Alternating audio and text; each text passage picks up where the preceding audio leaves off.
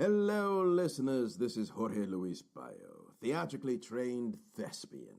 And I'm Veronica. Thank you for listening to Hurry Up and Wait LA, the artistic educational podcast, where monthly guests share their triumphs, their failures, their highs, their lows, and where to find the perfect slice of avocado toast for under $12.95. So basically our guests share about their successes and fuck-ups in the business so you can learn from them. And this month's guest, Brianna Brown, author, philanthropist, and star of the CW's Dynasty. You know, Veronica, she plays Claudia Blaisdell. Yeah, she's pretty hot.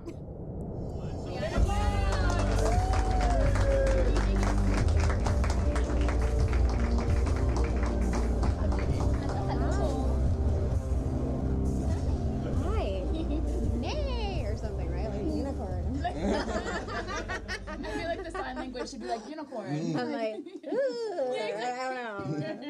It's a bit bizarre. Sorry, guys. All right, so now I'm blushing. Our guest almost walked out. Thanks, George. Oh, yeah. Thanks, George. So, how was your weekend? Since you heard. Oh yeah, no. How was your holiday break? My holiday break was great. It was a lot of travels. I'm from Minnesota, so I was in the suburbs of Minnesota in the cold, the -1, and then went to Florida, so complete opposite. Yeah. Oh, okay. It was a lot of family. It was good, great. Yeah. How and long I were was you in back. Minnesota for? It was 5 days in each. Okay. Yeah. Do you go and see a lot of your old friends when you go back to Minnesota? This was more of a family. Okay. It was a lot of family time. So, but I have my handful of really close knit friends that I've. Do you still have high school friends and all that you still stay close with? Yeah, I have a That's couple. cool. Yeah. Is that refreshing when you go and get to see them? Well, they're awesome because they all, most of my friends either went the performer route, or they went the psychology doctorate route. So those are my psychology doctorate route. Oh, very specific. Yeah. Yeah. So basically, we like to analyze people. We're like, what's wrong with them, and how can I play them, and so that's kind of It all comes around. Just a friend circle of profilers. Yeah, we're all very introspective. Have a lot of strong opinions. Does that mean a fun party when you get together, or is this judgmental? Just silence and everybody's. No, actually, if you look at my Instagram feed, my husband came with as well, and we dressed up in horrible Christmas outfits and went to JCPenney and took ridiculous photos together. So when we're all together, we kind of revert to being children, absolute nerds. It's theater great. needs. We revert to choir, theater, speech geeks. That's that's what we revert to. Yeah. As it should. Yes. As it should be. Yeah. Yeah. All right, so let's get your story. How did you become a theater geek and get into this whole crazy business called show? That's Little a good girl one. from Minnesota. Gosh, it's a lot. I think, everybody's story is different. I was very outgoing. I'll give the Cliff Notes version. I was very outgoing in elementary school and middle school. I was not. I was very shy, and so ironically, I was like, I'm gonna audition for all the plays, and I was so surprised because I couldn't. I would be nervous, not surprised, but I was so nervous to read beyond the page, and you had to sing in front of all your peers, and had that weird hormonal acne. Who am I? I don't wear cool clothes. Where do I fit into this hierarchy of just life, right? I didn't make any of the middle school plays. So I was like, I'm never auditioning for anything again. I'm done. I like that you sound like Minnie Mouse as a child. I was done. Well, I have a lot of random voices. I don't know what they are. I don't know who they are, and I don't know what the accents are. But feel free. Yeah, so... we lay some of them ours out sometimes, too. Yeah. I'm a unicorn. You might meet unicorn. This is what unicorns do. Unicorn. So anyway, I decided I'm never doing that again, and it wasn't until I had a student teacher, and I was going through kind of a rough, again, middle school into high school transition period, and she said, she was a choir teacher, and she said, I really think you should audition for the High School Musical, and we had a really good high school program, and I was nervous because not very many freshmen got in, and so for some reason, it was My Fair Lady, and I auditioned, and I was one of the few that got in, and then that gave me the confidence to keep auditioning. And I think, the key to why I've been successful is because I've never been afraid to fall down and move despite fear. Like I had someone say you're fearless, and I'm like, oh no, oh no, You don't know me. You don't know me. And some things I am fearless in, but I'd say overall the biggest difference between myself and maybe some of the people I went to high school with that wanted to pursue acting and were not successful at it or decided to go a different direction. I shouldn't say not successful, that their paths shifted. Yeah. Because I don't think any artist's journey is like you're either successful or not. I think it's an evolution. Yeah. And as to what you're really meant to do, if you listen to yourself. So I think that the difference that I learned at a very young age is I took a lot of falling down and a lot of hardship and a lot of things of not getting things.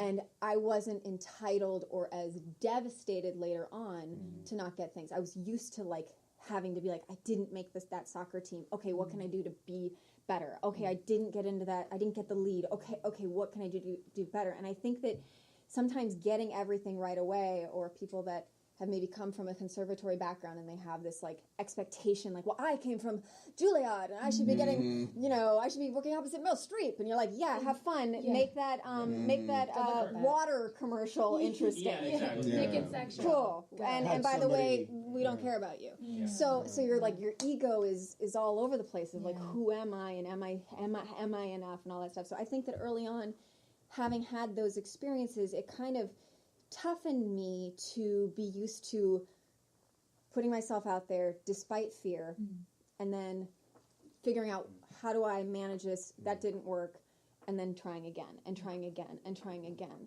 and then getting smarter along the way. Yeah. So I'd say that, and then I had representation bring me out from Minnesota to Los Angeles because I decided I wanted to be an actor, and I flipped through the yellow pages, and I'm like, I'm going to start cold calling agencies and find out how you do that. Oh, wow. And I did. And so they agencies in LA? Minnesota. In Minnesota. Yeah.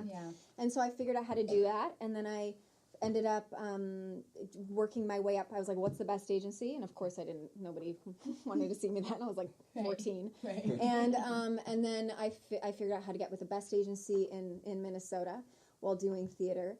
And then I ended up getting representation. It was very kismet that decided, I wonder if she could act. They flipped over my my headshot, and they knew what school I went to, and they knew I had a good theater program. And they brought me in, and then the fact that I'd come in on my days off, and I was just like, all right, what do I need to do? Yeah. Okay, and I'll do it, and I'm doing it. And so I was very blessed. I was auditioning for stuff out here, pilots and like Acapulco Heat, that great pilot. I mean, it was like a bazillion years ago. It was like I had like auditioning in my swimsuit in like the middle of winter in Minnesota. It was so ridiculous. But I just remember that I started getting callbacks by videotape, and that was a thing that wasn't like, at least from the people I was auditioning with. This was before everyone was self-taping. Like, I know this is like before everyone had the internet on their phone. That's like, it's a different world. Back in the dark ages for you guys up back there. in the day, for you three. Like a pager was a big deal. Yeah. I was like, hold on, let me check my pager. Like that's what was going on. And so I started getting callbacks and stuff by videotape, and I ended up testing for a movie that Chevy Chase. I tested for. I was flown to Calgary. And then I was brought out for a pilot season, and I kind of like was immersed in this world of, wow, do I do this? Do I not? Do I continue with college? Do I not? And then I did really well, and I kind of knew that if I didn't see it through, I'd be too afraid. I would end up just getting too comfortable and like living the life that it seemed that I should live, or that's how it kind of felt, kind of boxed in. And I knew I couldn't do that, even though I wasn't really emotionally, mentally, financially ready to do that. And I ended up booking a handful of things. Then when I actually moved out to Los Angeles, it was very much sink or swim. And where'd you first live when you moved out here? Well, I first lived in the Oakwood, so that was like a totally different pampered kind of environment, and I had a representation that like helped kind of coddle me.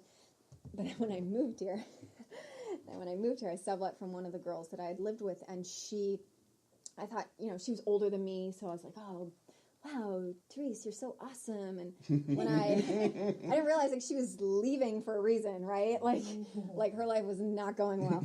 And Yeah, like I'll do that. to give a little bit of perspective, like I was a speech theater choir nerd who taught drug education. So like that, like I wasn't like party, and I wasn't that person, right? Yeah. So I come to Los Angeles. My mom drops me off. It was sketchy that she wouldn't give me the keys till my mom moved. I'm moving my stuff into my apartment by myself. There's kind of a hoarder essence to this place that I never saw. There's a shitty mattress on the floor. Awful, like, a dresser that had, most of the dresser drawers were broken. I had to, like, move area, like, part of their fridge to the side to just put a little bit of food, what food I could afford. So, and I remember I went to go meet her. She's like, I can't wait to meet you. And I sat down with her, and I was like, oh my God, Therese, you look so great. You look, you know, she looked very thin and fit. And I'm like, you look so great. And she's like, yeah, I've been doing a lot of coke. So anyway, I was like, welcome to LA. She's like, I'm going to show you all my friends at this party. And suddenly we're at a house party, and everyone's doing drugs, and everyone's like, feels a million years older than me because I'm 19. And I'm just like, what's happening? Like, yeah, you know. I was like, these don't seem like speech people, you know. I'm not going to like stand against a wall and like do characters or something. So it was a bit eye-opening. So then when you came out here, then you were 19. I was 19. And that's when you decided, this is the move, I'm living here, I'm going to crank this out. How was the family support with all that? Yeah. Well, okay, two things. So they're different things. I knew that if I didn't try, I would always regret it. Because see, I come out for a pilot season prior to that where I was more incubated. I ended up I don't know if I technically tested, but I came really close to a couple different series regular roles on Freaks and Geeks. But I was too green for them to ever like give me a role like that. But so I ended up having like a really small role in the pilot. I'm actually the first line of the pilot. Like, yeah.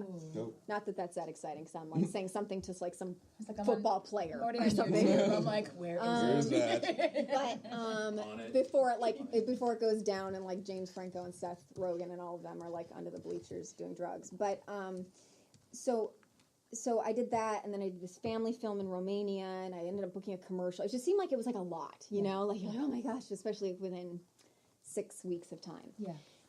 And so then when I actually moved, it was a totally different ballgame. Like obviously my living situation was different. I didn't have any friends. My family was like, we love you, but sink or swim. And I don't come from money. I'm totally self-made.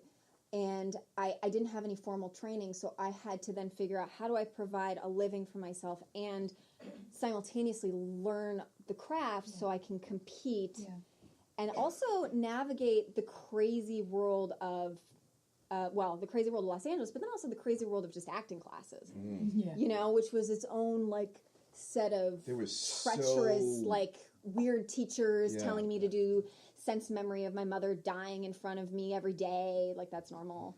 You know, like you should be crying hysterically. I was like, I don't think that's healthy. No, that's what I try to tell them all the time when I see them up there and they look like somebody is making them do this. Have you ever seen a young actor get up on stage and it looks like somebody's got their mother tied up in a closet somewhere with a gun to her head, and you're like, is somebody making you act right now? Because this is supposed to be fun. And I see it being as like trauma from other teachers. I wasn't in it that day. I'm sorry. You always bring it up. It's fine. Because you said I mean, I had a handful of like real doozies of teachers where I was like, you know, I don't know. And then I just didn't trust anybody. I was like, these people are crazy. And slowly I started to say, okay, I like this. This method works for me. I would take competing techniques, which would make me feel insane. But I was very much like, I need to learn as much as I can possibly learn, as fast as I can possibly learn it, because I need to be able to make a living. You know, and then I did. So the technique that you... So what do you draw from? Yeah, so the technique that you, like, finalized on, is that what you still use today? Or I think it evolves. I think it's become, like, when people say, like, well, what exactly do you do? I'm like, I don't know. But if someone else says, oh, I'm doing this, I'll be, oh, okay, I got it. I know what your technique is. That's pretty much the way I work. I mean, I come from, I tell them all the time, my favorite quote is a Bruce Lee quote. It says, learn everything. Absorb what is good, discard what is not, add what is uniquely your own. Yeah. You know? Totally. And so we've studied at a lot of the same places, and I went to a 4-year program, and I don't know how much of that Stanislavski stuff I still use from that 4-year program, writing down intentions on every freaking single line. Right. You know what I mean? But I know how to do it. Yeah.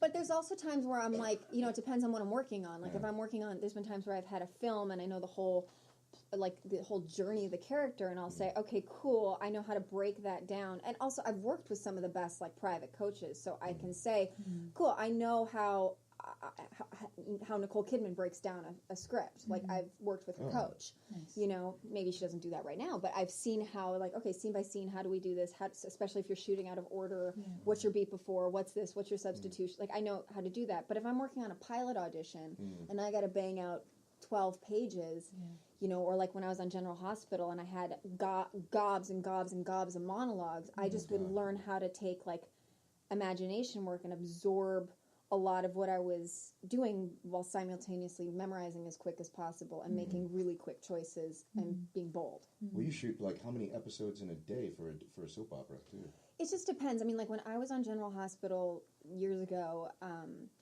you know, the heaviest my storyline got was having to have, and I led the majority of these scenes, was 100 pages in a week. So I remember, and I kept it, and I had I remember I was Can you repeat that for the young ones? I had 100 pages of almost all straight monologues. And so, like, I had to prep. And the thing is now, soap operas shoot even faster from when I was on it.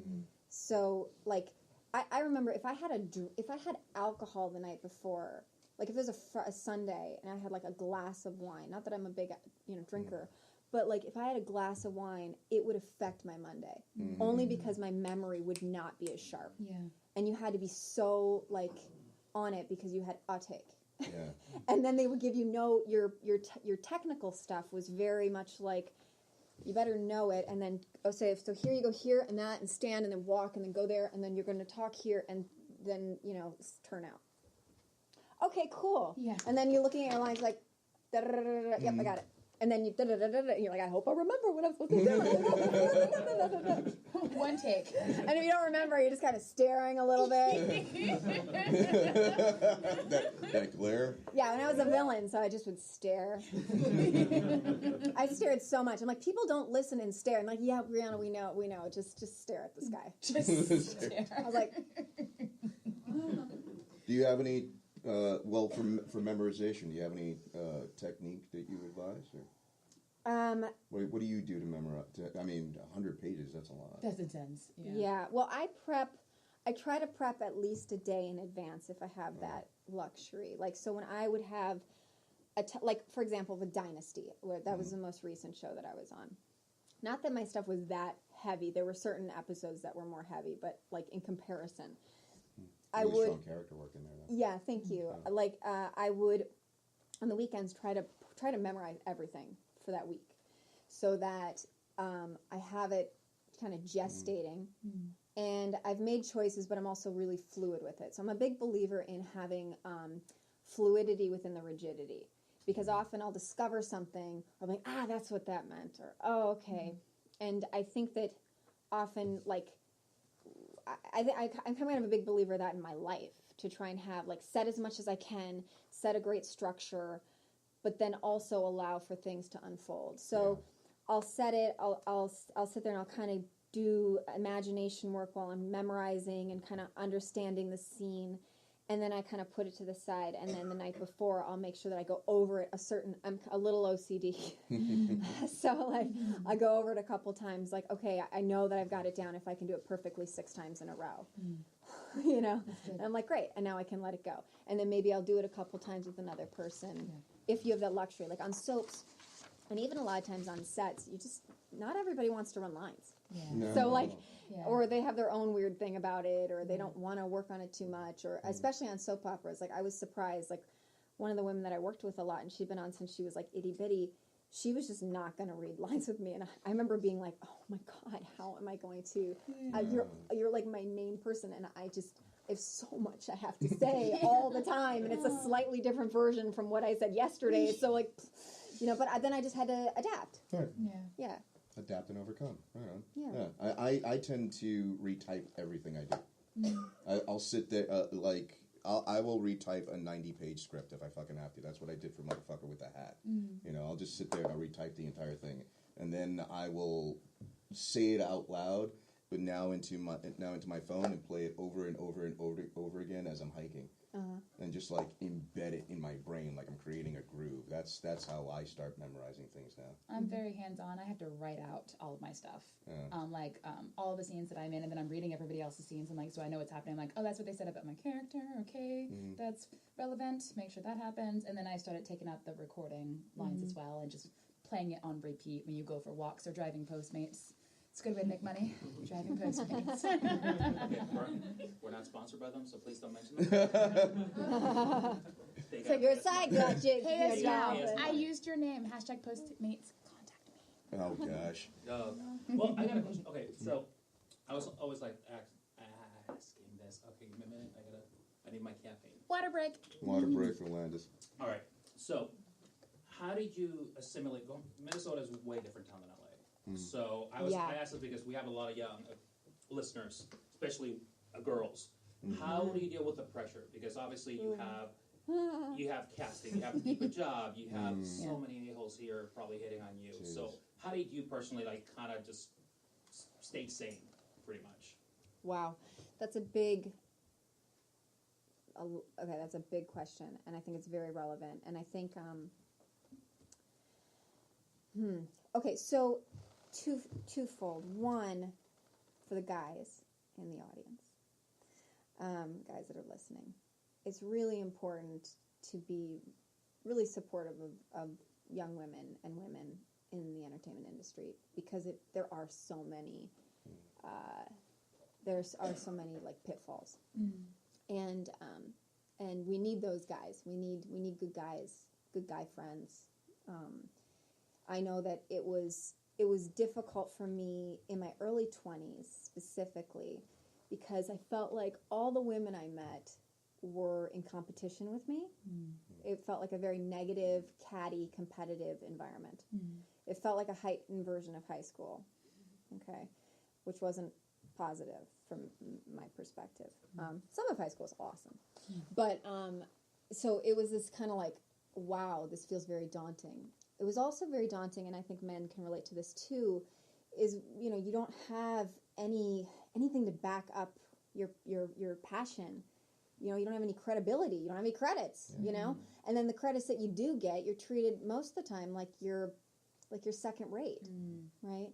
The whether the series regular is jealous that you're attractive, or they just don't want to deal with you. They can tell you're nervous and they're annoyed. And you're, you know, if the producers have a thing for you and they're staring at you or wanting to touch you, and you're like, just leave me alone. Going into rooms where you feel objectified, or you're just nervous trying to figure out, how do I do this, while simultaneously you're like, I need to pay my bills. I gotta, like, I know that I only have X amount of time to actually get to this audition and do a good job, and did I prep for it enough? And, you know, you don't even know your craft yet. You don't even know who you are yet. So, you know, I think that my early 20s were difficult in that, like, finding my tribe of like-minded people who are healthy. I went through a lot of people who I was like, oh, we're friends. And then I'm like, and now you're a meth addict. Awesome. And you're in my house. So what do I do with that? And do I get sucked down the toilet with this person? You know, there were a lot of I didn't work a lot of side jobs. I was lucky because I started making a living early on. But of the side jobs that I did do, I was like, these people they weren't my tribe. Like, they weren't ambitious. They were like going and drinking all the time, or they were like partying all the time and wildly delusional about their careers and older than me. And I'm like, it's not going to happen, dude. Like, you can't be like doing what you're doing at the age that you're doing it. And you're like, but I'm going to get some headshots. And I'm like, oh, okay. I'm like, I'm 19 and I know better than you. Like, I'm like, I know nothing and I know way more than you do. So, I think that, you know, to kind of go back to your question, it was a journey, and it was a journey of learning how to dodge predatory men. It was a journey of learning how to become an adult, because I don't think 19 was the best age on my own to be doing that, but I'm stubborn, and I decided. Did you have good mentors that were helpful? No, I was no. I mean, I had a It's like no. Not at all. I had a manager who would say things. Well, I had an acting teacher who'd say, "You can never be too rich or too thin." And I was like, great. And she was always on me about my weight, because I was sad, and I didn't know how to I've been an athlete. I wasn't like, let me do my Pilates. I was like, I'm used to running after a ball, and what is this? And you mean I can't eat spaghetti all the time? I just had a lot to learn. I was like, I gotta figure all of this out, that most people have that incubated period of time where they're in college. And I was having to figure it out on my own, and not having great people around me to be like, do this, do that. And then also having a manager who's like, you know what, just for everything, go and wear black. I'm like, okay. Or you know what, go and act like you fuck them. I'm like, that sounds awesome. I'm already feeling like I'm going to be attacked. So now I'm supposed to be encourage being attacked, and if I get the job, then I'll definitely be attacked. So that sounds awesome. So it was a lot of and the majority of the roles I would go out for were much more sexual than I was comfortable being sexual, I wasn't the girl who was the cheerleader. I wasn't the girl who was the popular girl. I wasn't the girl who was on the dance squad and super comfortable with her body at a young age. And then suddenly all the roles I'm going out for is and you're a lesbian, and you kill somebody with your kryptonite kisses, and you are and you have to do a love scene, and you're doing lots of love scenes, and of course you're a prostitute. I mean the number of prostitutes. I was like, I said it one time, in my early 30s, I said, you guys, if I play another fucking prostitute, I will literally be a prostitute. but my roles, I'm getting paid, but my characters get paid a lot more than I'm making on this job. So if I'm supposed to be high end, then and then suddenly I'm playing a mom, and they're like, she's just always a mom, she just is a mom. And I'm like, oh, well, okay. How was that transition? I mean, whatever. Because I've noticed that too, just in my career. I've had a similar effect with always being prostitutes? the gang. Not the prostitute, but being the gangbanger. Okay. Let's face it, for Latinos, for Latino males, for a long time, it was always that and cops. Yeah, bangers, cops, or soldiers. Yeah, I don't even sign up for audition anymore. What is it? I got this. I got it. Never been in the military, but yet I walk down the street and people are like, "So where did you serve?" I'm like, I don't know. So I relate. I relate a little bit. But how was that transition then, going from prostitute to mom to now? Well, it wasn't really that black and white. I mean, I feel like because I trained and learned so many different techniques, and just the way that I've always been the person where, if the role was meaty and gritty, I would have more confidence that I would go in and kill it. Yeah. I was and I mean, sometimes I'd be nervous and I wouldn't, but a lot of times I would play certain roles that had more depth, or I would add more depth to a role that was maybe more surface. Mm-hmm. And so that served me to be able to pivot and to morph into different types of roles. I think there was a certain point where I made a conscious choice to be I don't want to, I remember my team no, it's a huge movie with this big director. I'm like, and I'm in my underwear giving a guy a blowjob? I'm like, no. I'm going to use that in my reel? No.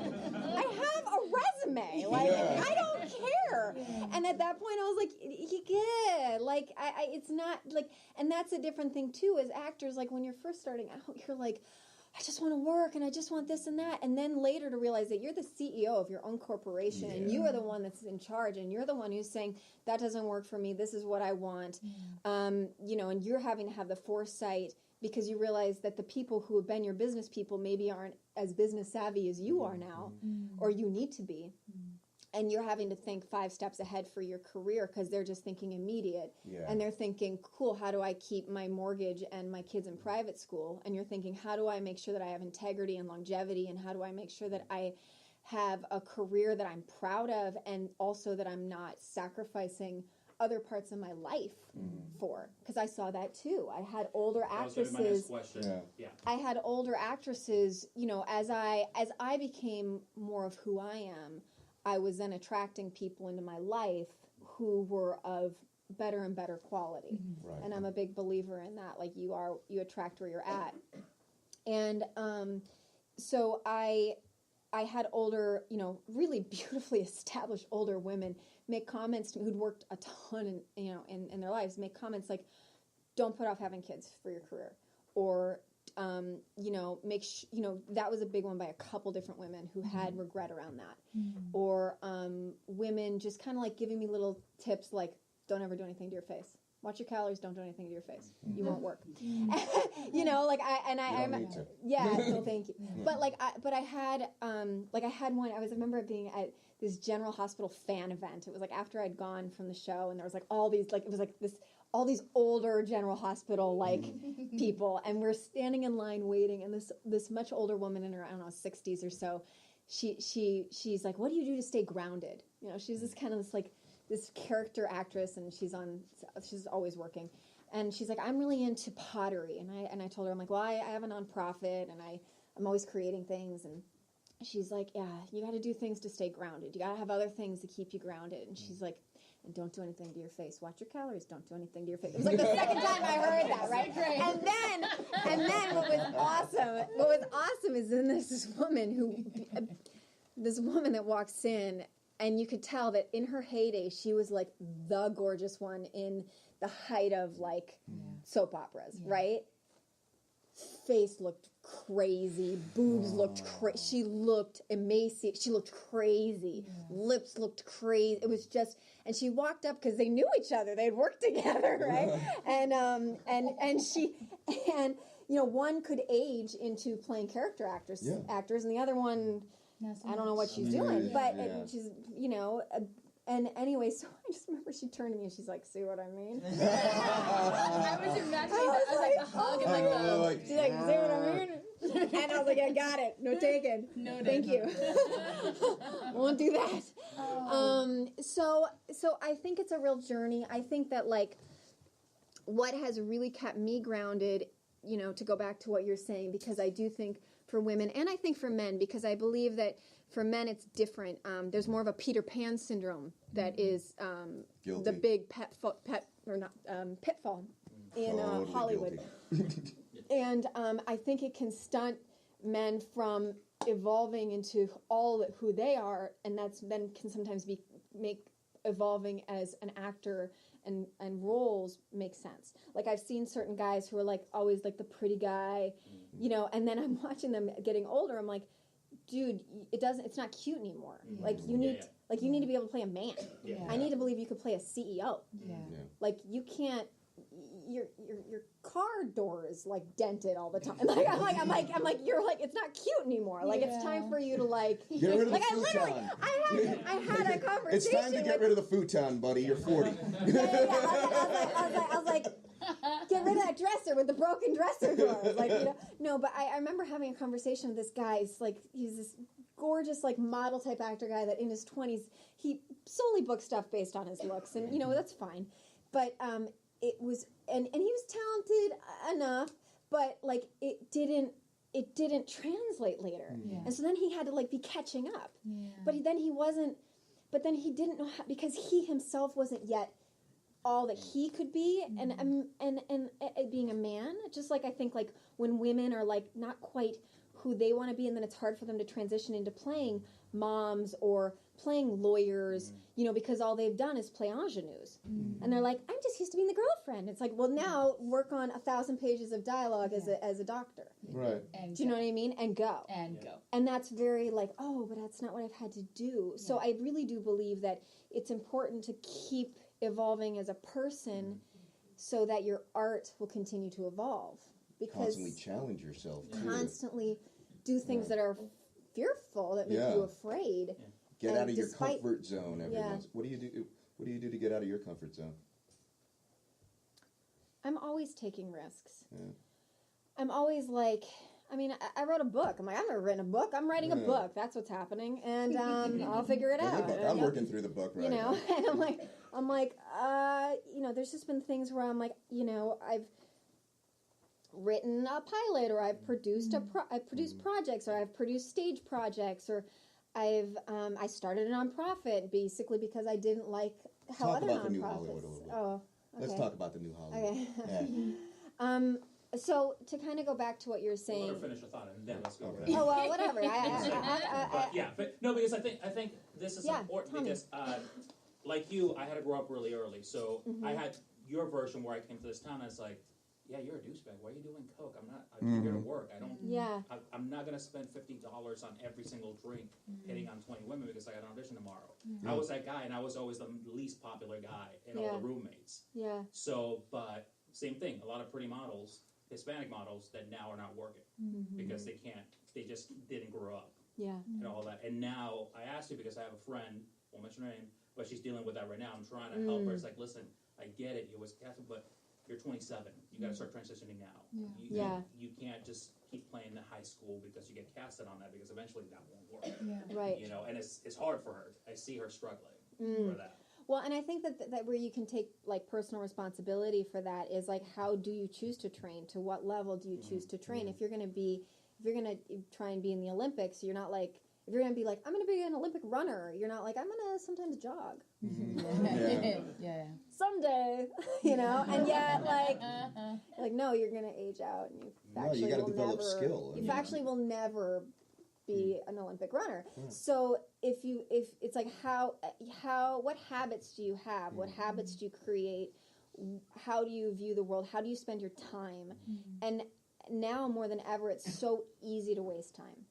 It's so easy to waste your time. There's so many things that are now like the norm, the social norm. Oh yeah, I'm just I'm listening to FaceTime Live. No, but like which is, this is good. You might be learning something, I hope. But you might be spending a ton of time on things that are not important and not urgent, and they're not actually what your values are, and they're not really what your main goals are. And then you're like, well, you look back and you're like, well, today I just didn't get much done, and it's hard.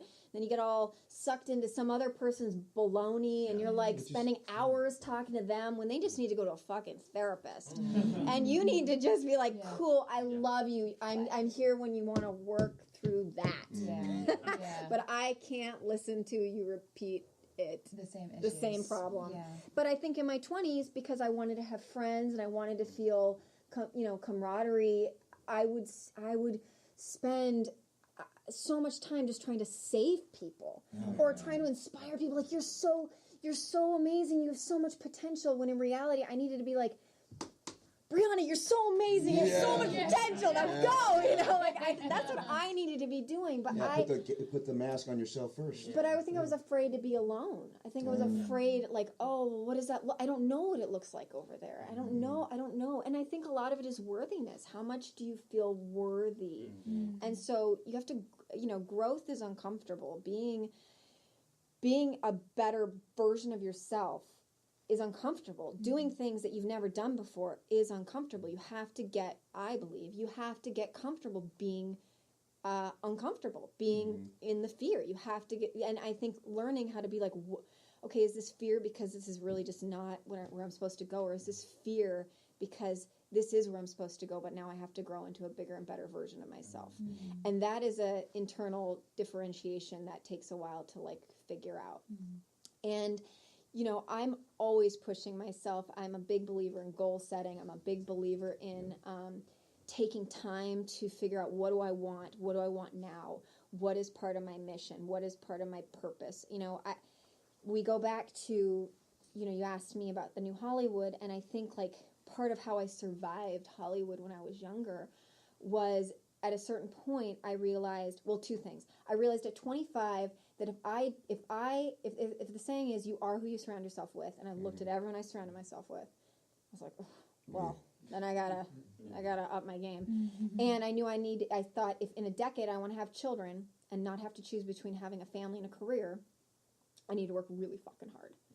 And I worked way harder than everybody I know. And some of it was working not smart, and some of it was working smart. So I was learning along the way, how do I work smart? And whether that be at my craft, whether that be at like in personal relationships, like I'm like, I gotta, or, you know, in my personal life and my professional life, how do I do better at that? And I think goal setting is a huge part of that. But so that was a big thing. And then also I realized because I had like just so many crazy, stupid experiences with like not good men in the industry that at a certain point I was like, and I'm done. I'm no longer networking with men. I'm no longer going and having a coffee or, you know, like, let's have dinner. Like, no, we'll have tea and in the day. Tea in the day. And I'm not you know, and I had so many different crazy experiences where I'm like, I remember this one indie film that I really wanted, and like William H. Macy was in it, and it was an amazing role. It was this girl who was quadriplegic. Well, she was like a gold digger, and then she was quadriplegic, and then she's suicide. It was just like a killer role. I was like, this is, and it was between me and a couple like people that were really namey, and I really wanted it. And I remember he's like, okay, great. I'd auditioned. He's like, I want to meet you. And I went and I sat down and I met with him, and I was like, and I didn't realize like, I'm like, oh, you want to meet with me? Okay, so here's who I am. Okay, and so we're talking about like things that are deep and this and that. And I thought we had the best time. And then later he's like, you know, you're just not this character. I'm like, yeah, because I'm not a gold digger, because I'm an actress. Like, what? I'm like, I played Lady Mac. I can't say it, but I played these roles. I'm like, what are you talking about? Like, I was just like baffled. I've done classical theater. I'm like, do you want me to like show you like, hey, let's go over there? Like, I'm like this character, and then I become quadriplegic. I mean, what do you want me to do? Like, you dodged a bullet. They were going to paralyze you. They were going to. So, but I like had to learn along the way, and that was like nothing. It's not like he was doing anything inappropriate, but there were enough where people did, and there were enough where I had situations that were very like damaging and traumatizing. And I think for women, you have to figure out like, how do you navigate it? How do you navigate that? And then how do you bounce back and not take it personally? And how do you create your own material so you're not dependent upon men or women that might be pro women or might not be? To be able to not have your livelihood and your creativity and your artistry be based on other people. So, and now more than ever, that is like, that's such a, you can do that. Whereas technology has given us that gift. Back in the day, that was like really, actors did not create their own material. So, you know, but at that point, I decided I needed to create a like-minded tribe. And I started finding like-minded. Well, prior to that, I'd facilitated Artist Way groups by Julia Cameron, which I don't know if you know the book, but I unofficially facilitated a bunch of groups, basically to help myself. And I was like, I'm having a hard time through this, so I'm going to help all of you to help me. And so I did that over and over and over again. And then it evolved into a goal-setting book with a friend of mine, and then another friend of mine, and then it turned into like 6 or 7 people. And then that slowly evolved to more and more women who I'd found were like-minded. They were not just artists, but they had a give-back aspect. They were like they were passionate. They really had a more than a narcissistic reason of being in the industry. It wasn't like, I just want to be famous, you know? It was like, I'm an artist. And as I found that like-minded group of people, and then I started to like, I remember at one point I said, you know, we need to do something bigger. We need to like have a give-back aspect. And then I saw how, because I wanted to collaborate with a couple nonprofits, and I saw the way that they dealt with their donor base and the restrictions of their donor base. And my grandparents had a very small nonprofit that they helped run in Minnesota, so I kind of knew that version of it. And then I saw like kind of everyone gets super dolled up, kind of, it's, you know, a little more smoke and mirror nonprofit. And I saw that, and I saw the way that it was about their donor base, and I didn't like that. And so I didn't like that I had to conform how I wanted to give back in a creative way. And so I said, screw you. So then I went on LegalZoom, and I'm like, and so now this is going to become a 501c3 nonprofit. And they're like, that, you know, and I figured it out. And so then that became, you know, it's been 12 years. I formed an organization.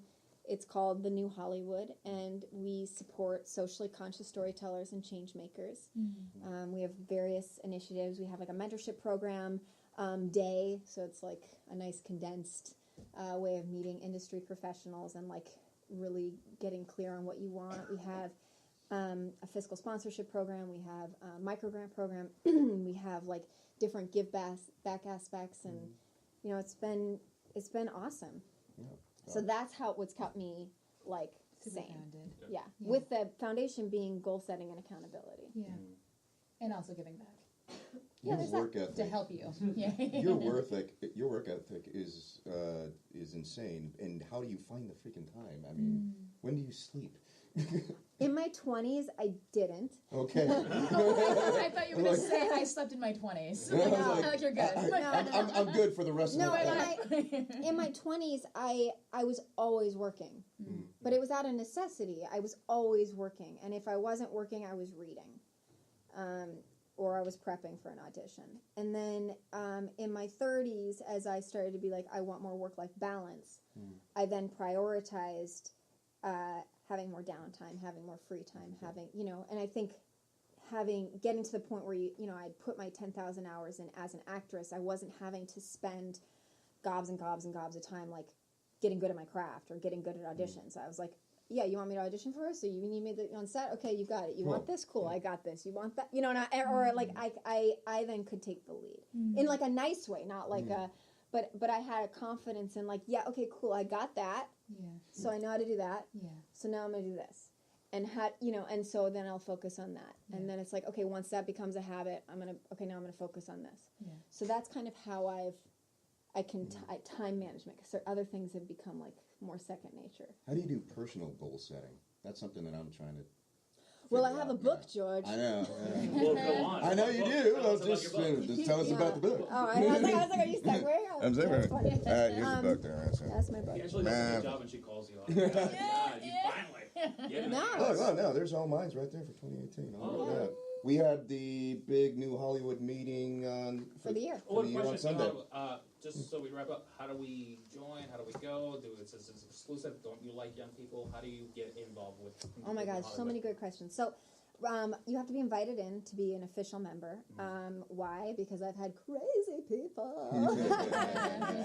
This is Los Angeles. Yeah, after but that being said, you can be involved in the different programs that we have for the public or that we have online by signing our pledge. So if you go to thenewhollywood.org, sign our pledge, you'll be kept up in our newsletter. And I don't bombard people with our newsletter because I get so annoyed when people bombard me with newsletters. So it's just like quarterly, and it's inspiring, and it's also like educational. And then it's like, hey, and we're doing this, and here's a great way to like be involved and kind of get to know the people. And then that's how most people end up joining. Nice. Yeah. We're gonna go. We can move the segment without that information. Yeah. Yeah. Now about the book. Tell us about the book. Okay, so through the years and through a lot of reading, I've used different tools within the organization to help with goal setting and to help with accountability, because that's a real foundational pillar of the organization. I'm a big believer that you can't lead unless you lead by example, and I'm also a big believer that as artists, it's really important to make sure that we are full, because we have to give so much. You know, there's so much giving out. There's so much rejection. And so much of, I think, why some people are really successful and some people aren't really successful is how they handle the disappointment and the trauma that comes along with being in the entertainment industry. I think that knowing how to act is the base. And so you got to get that down. Then you got to learn how to have really strong communication skills, conflict resolution skills, and how to navigate people who are toxic, you know, on your work environment. That's the big one. Yeah, so, I worked in a couple of restaurants where I was just like, I'm just here to work, and then I'm leaving. Yeah, and then how do you kind of like dust that off? Yeah. And I'm talking about even on sets. I've been on so many sets where I'm like, oh, great, so this lead actor is a total asshole, and they like to mind fuck people, and I'm new, and they want to, and I don't know what his deal is with women or what his thing is, and so he's kind of underplaying me, and this is my first scene with them, and then I'm like, oh, and then I have to be polite, but then I handle it with grace, and then he turns, and he's like, oh, yeah, you're great. I'm like, if I had gone the wrong way, if I didn't know how to handle that, I could have been paralyzed. Yeah. right? So, you know, the acting stuff, I'm like, I got to know my lines, I got to know the character, I got to be able to like bang that out a bunch of different ways and have directors that give me great feedback and maybe terrible feedback, and you know, and like be like, how do I handle this, and you know, and I think so much of it is then learning people skills.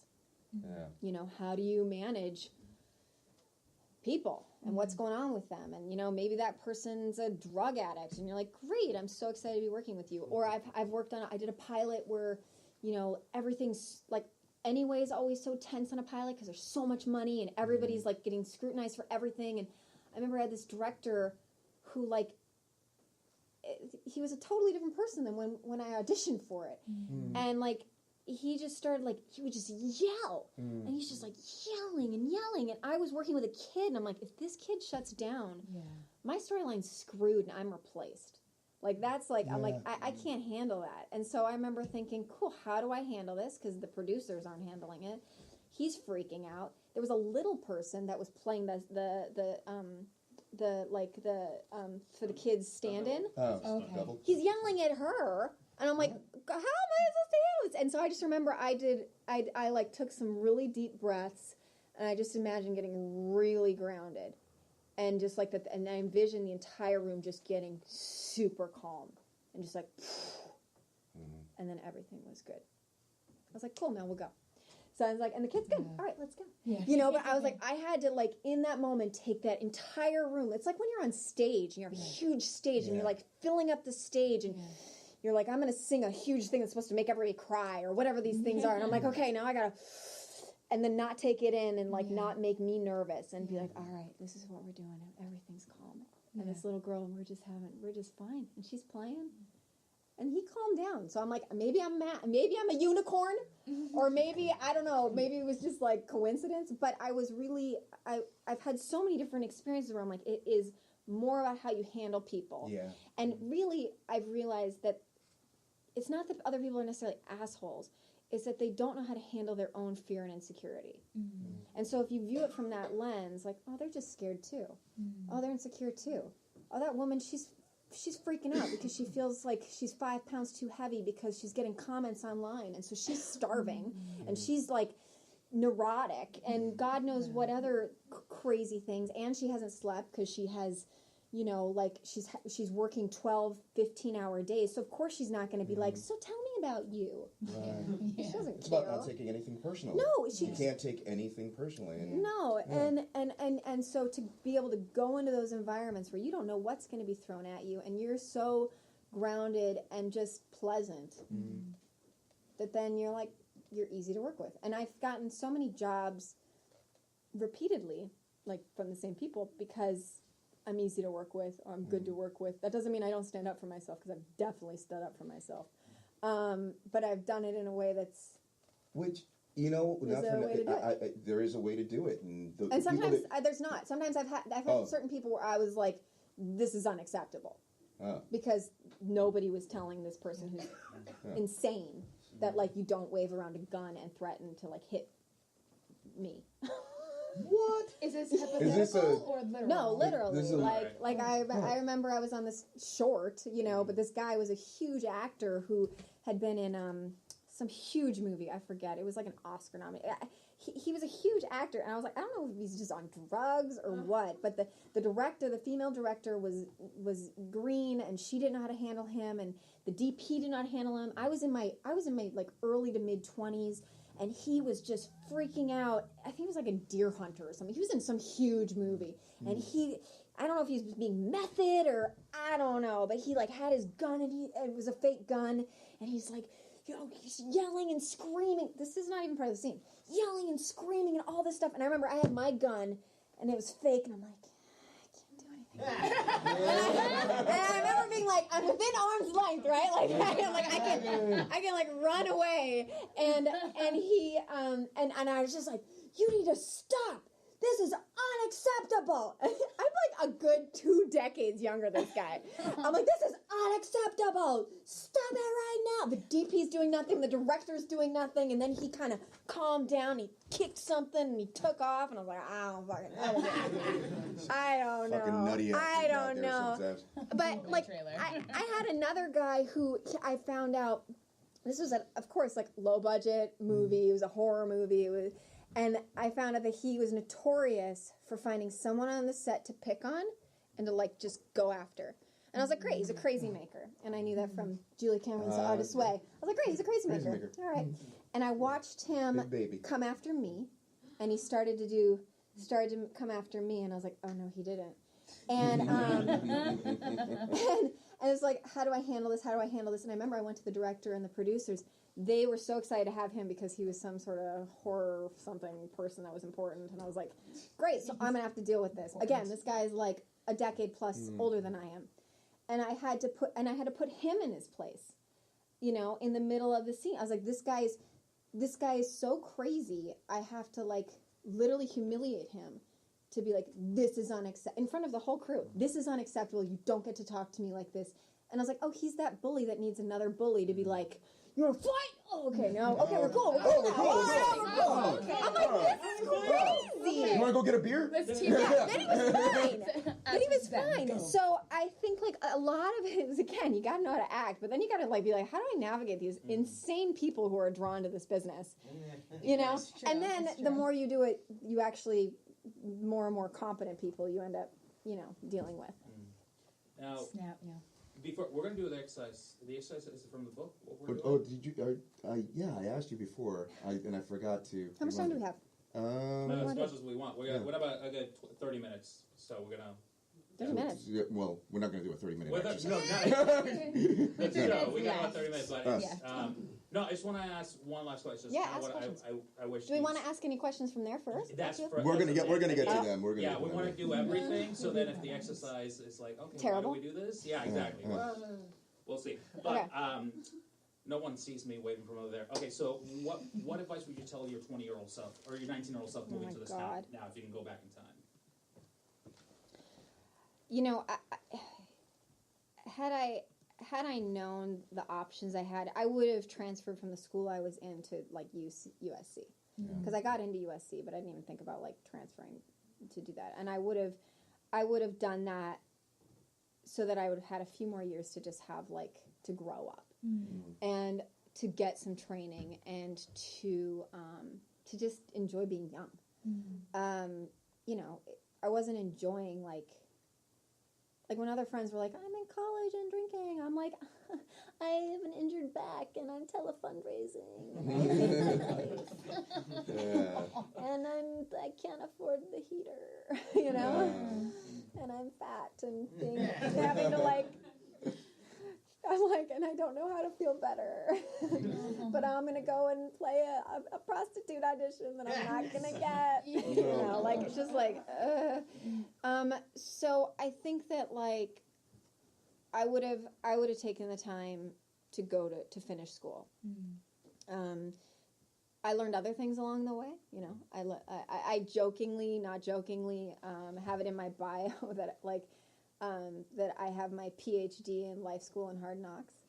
And I think that, like, what I would also say for maybe people that don't have that option or that's not where they feel called to go, I think the biggest thing is, you know, really look at how you're spending your time, how you're spending your money, and how you're spending, who you're spending it with. And is that really what is best for you? And I think it's so easy, and I say this because it's easy at any age, to just get in the gerbil wheel and just like do what's automatic or do what other people are doing and get sidetracked from what it is that's really important to you, what you really want, what is really like feels right to you.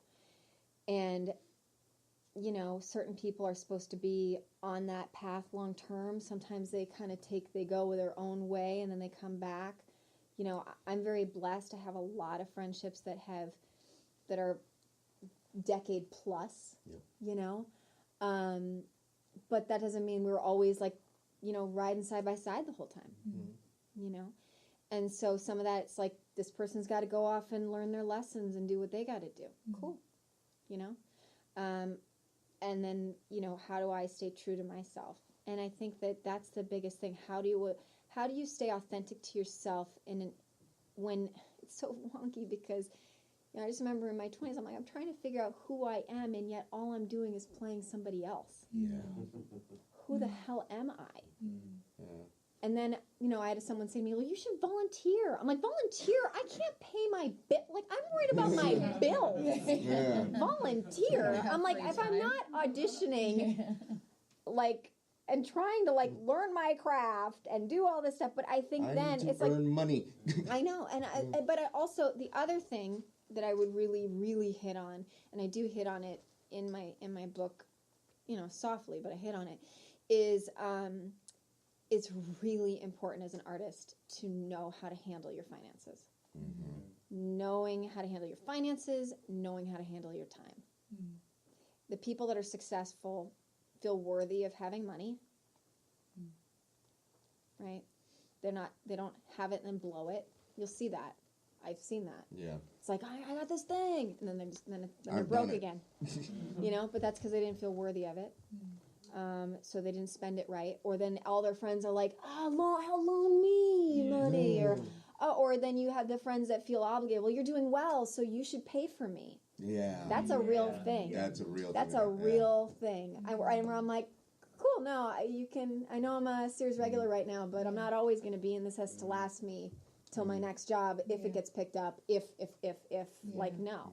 There's also Keeping Up with the Joneses, man. Kevin Hart has a whole bit about that. Yeah. Going out with famous basketball players, and they're buying bottles, and he's like, he gets the check. Like, I didn't order that. Yeah. Yeah, I mean, I remember I had a girlfriend, and we're really good friends now, but at the time, like, I couldn't keep up with her. Like, I couldn't financially keep up with her. She was like, we're going to Vegas, and we're doing this, and I'm going to Mexico, and she came from money, and I was like, I'm not going to ask you to, like, pay for me, because that's just not in my integrity. And two, like, I can't take time off of work, and I can't, like, I can't afford to be doing that.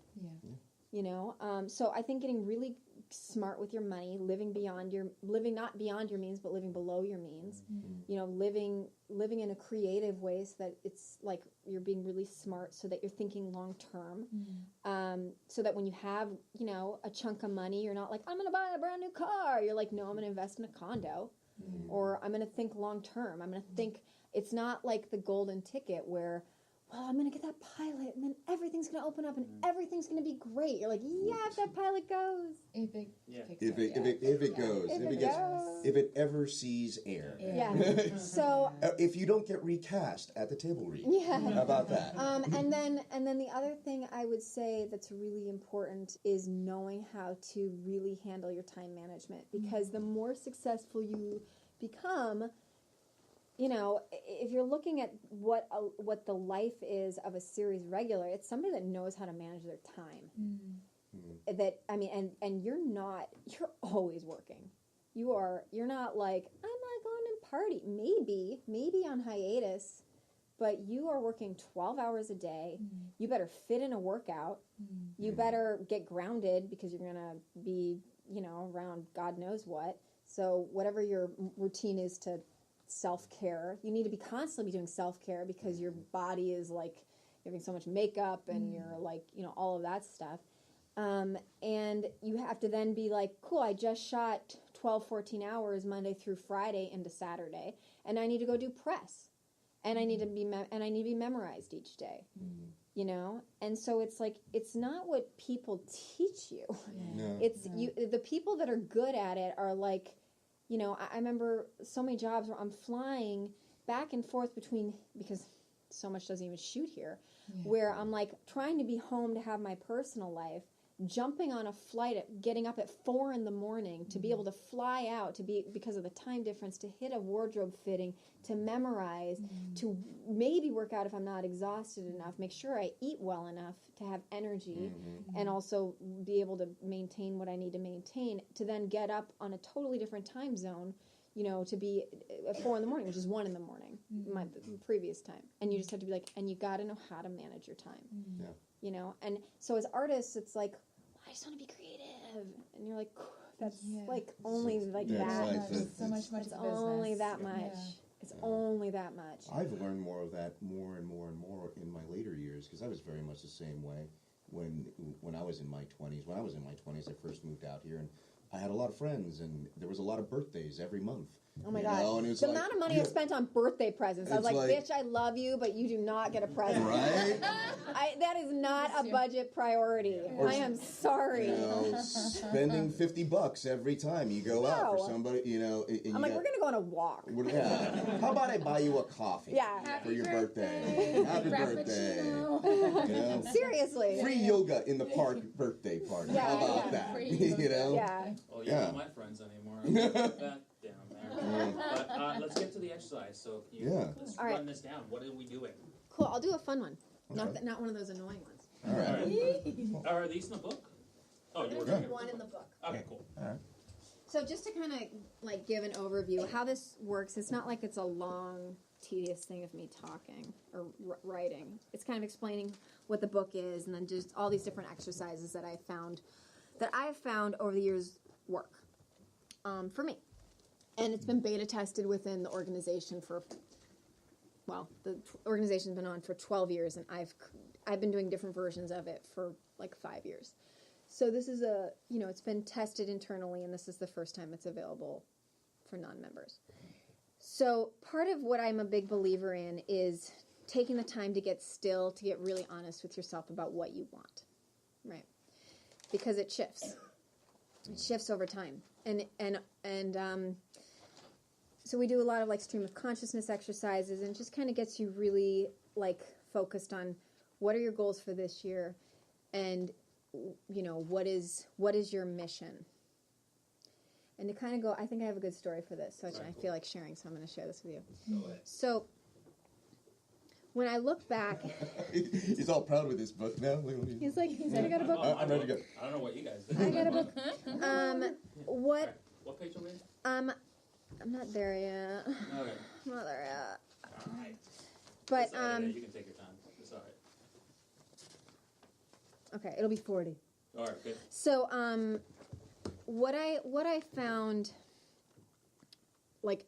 the reason manifesting your mission for a title is a pretty bold title, just like the title of my nonprofit, The New Hollywood. That's a bold title.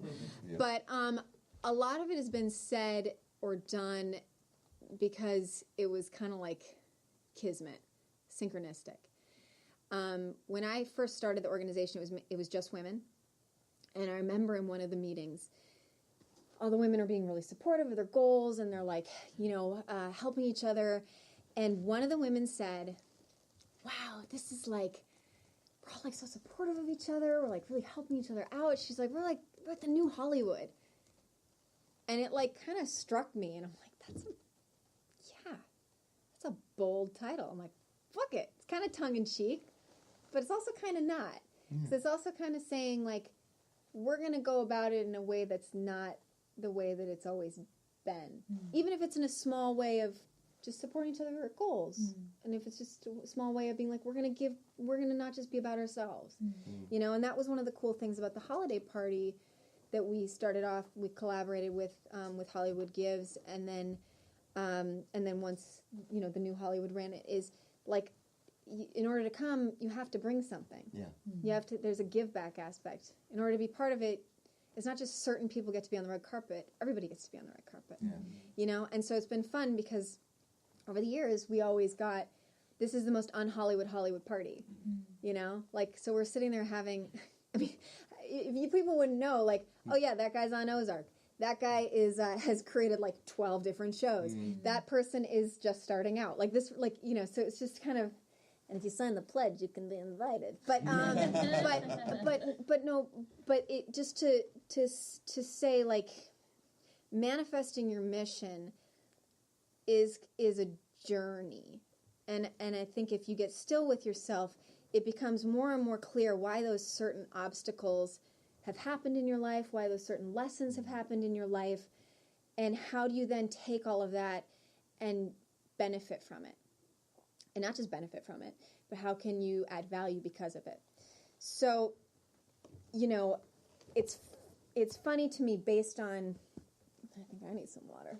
That's what that's. A little less green juice, a little more water. I love the idea of manifesting because it gives you, it puts the power back in your hands as well. Yeah. You know, because so much of Hollywood, and I know that I felt it, and guilty of it sometimes, is why won't they give me a chance? And them, and them, and they, and it's easy to be a victim. It's easy to be a victim in Hollywood. So to manifest and take that power yourself, that's strong.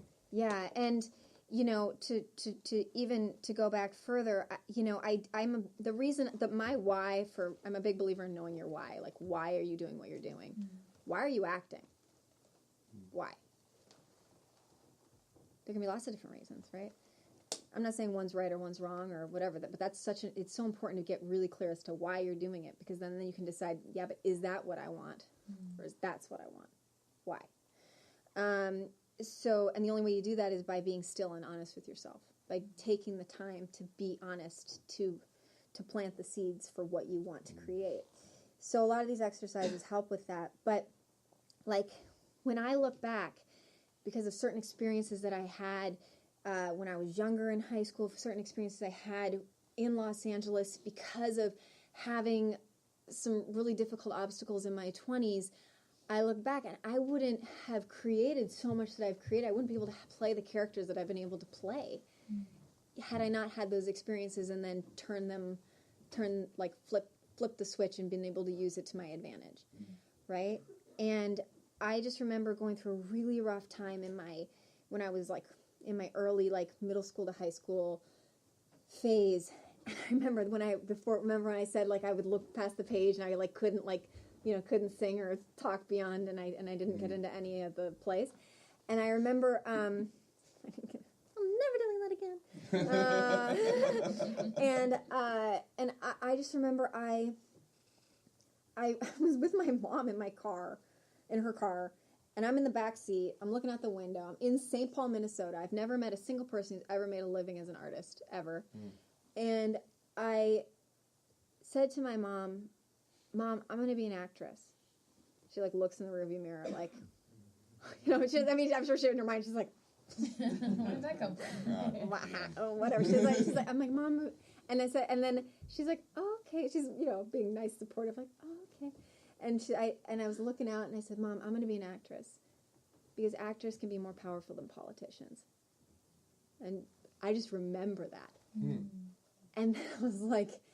I had that vivid memory of that. And then as I look at different parts of my life, I learned this, I learned this, I learned this. I'm like, wow, as artists, we can elevate. We can be really influential. I'm not saying like you need to influence being like whatever the party system is. You can do that too. Obviously, look what's happened the last few years specifically. But artists have a way of being able to inspire. Right. And so it's interesting that randomly at 14, I felt this, and yet I've had a calling to not only be an artist, but also evolve this group of people and this organization to a thing that I never knew it was going to look like how it looks now. I never knew that 12 years later, I would write a book. I had a writing teacher tell me that I was terrible at writing. And I was like, I had writer's block. And I was like, it was a UCLA extension class. I don't know if I reminded him of an X or something. I don't know. But he told me that happens. Yeah, whatever. I don't know. But I was like totally shut down. But, there's so many things that like, had I let those things be completely detrimental and not move through and gotten still about like, well, what do I want to do? Well, maybe I can write. Okay, well, why don't I try? Let me put that out there. Maybe I can direct something, or maybe I can produce something, or maybe I can, and letting yourself take those baby steps and not letting perfection hold you back. So technology. So we're gonna do an exercise. Do you guys have paper?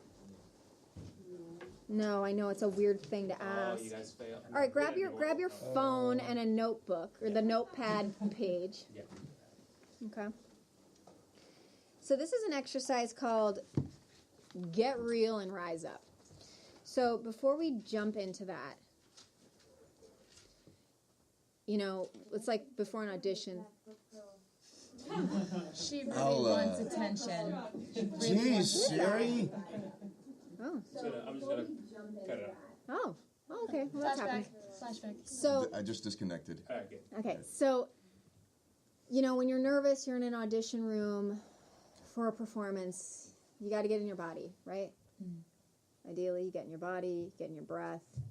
So I want you all to take your legs, uncross them, shake out your arms. Yeah, we're doing some theater exercise or something. Yeah. I want you to take a deep breath from the bottom of your feet all the way up to the top of your head. Let it go. I'm going to have you do 2 more. It may seem stupid, but do it anyway. Take a deep breath. All the way to the top of your head. Let it all out.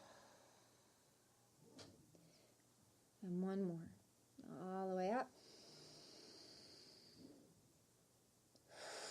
Let it out. Why we're doing that is to get you out of thinking. Okay? When we're thinking, we're trying to be right. We're trying to problem solve. I don't want you to be right. I want you to just listen to yourself. Okay? Check in with yourself. So, this is a very simple exercise. And ideally, you've already spent a lot of minutes doing other stream of consciousness exercises prior to this. But we're going to jump into it anyway. So this exercise is called Get Real and Rise Up. So as we think about the new year, I'm kind of reading it, and that one goal that seems out of reach, still out of reach, now is the time to get honest with yourself. Maybe it's getting a promotion at work, being in a healthy, committed, loving relationship, working regularly as an artist, ideal health and wellness, having a harmonious relationship with money, being kind to yourself instead of critical. I want you to think about what is that one thing that you're it's still out of reach. So I want you to take a deep breath. Let it out. You're also kind of opening yourself up to just seeing if an answer comes. And I want you to write down in your phone or on your paper the answer to what is holding me back, really. Okay. Let's finish up that thought. Okay. Take another deep breath.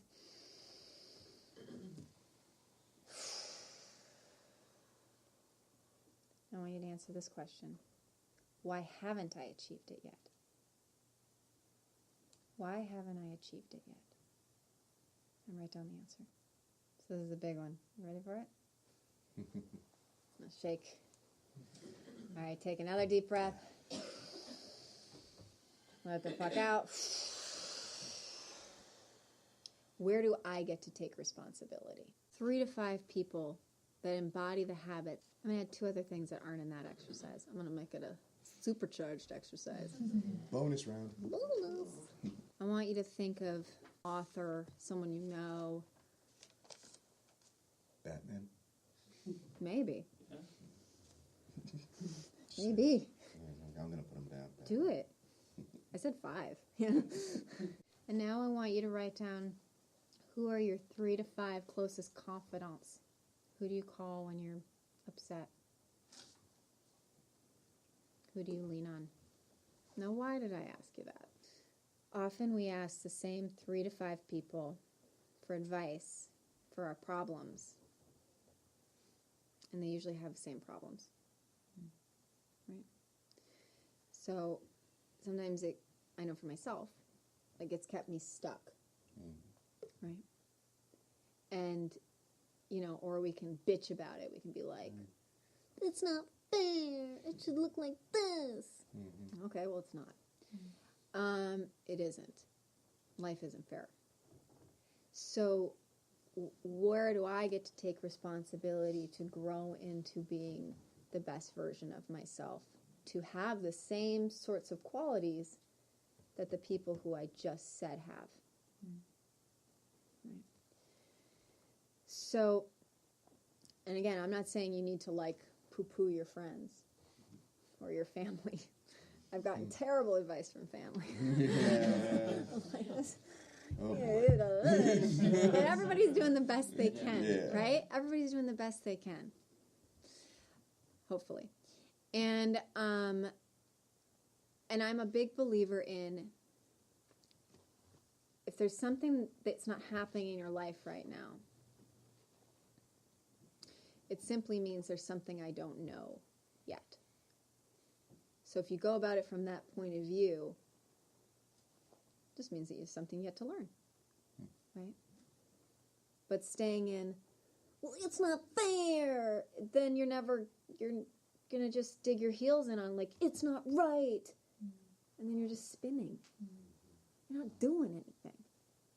I've seen people spend decades being delusional about what they say they want, when in fact, if they got still, they'd realize they actually don't really want that. So that's why Let's Get Real and Rise Up is called the exercise, right? And the big point is, where do you get to take personal responsibility for the things that aren't working in your life? So does anyone want to share anything that, like, you know, you don't have Facebook Live on you, so you're anonymous. I'm not. Yeah. But is there anything that came to you that was like, oh wow, this was an insight? I'm not saying this solved all your problems.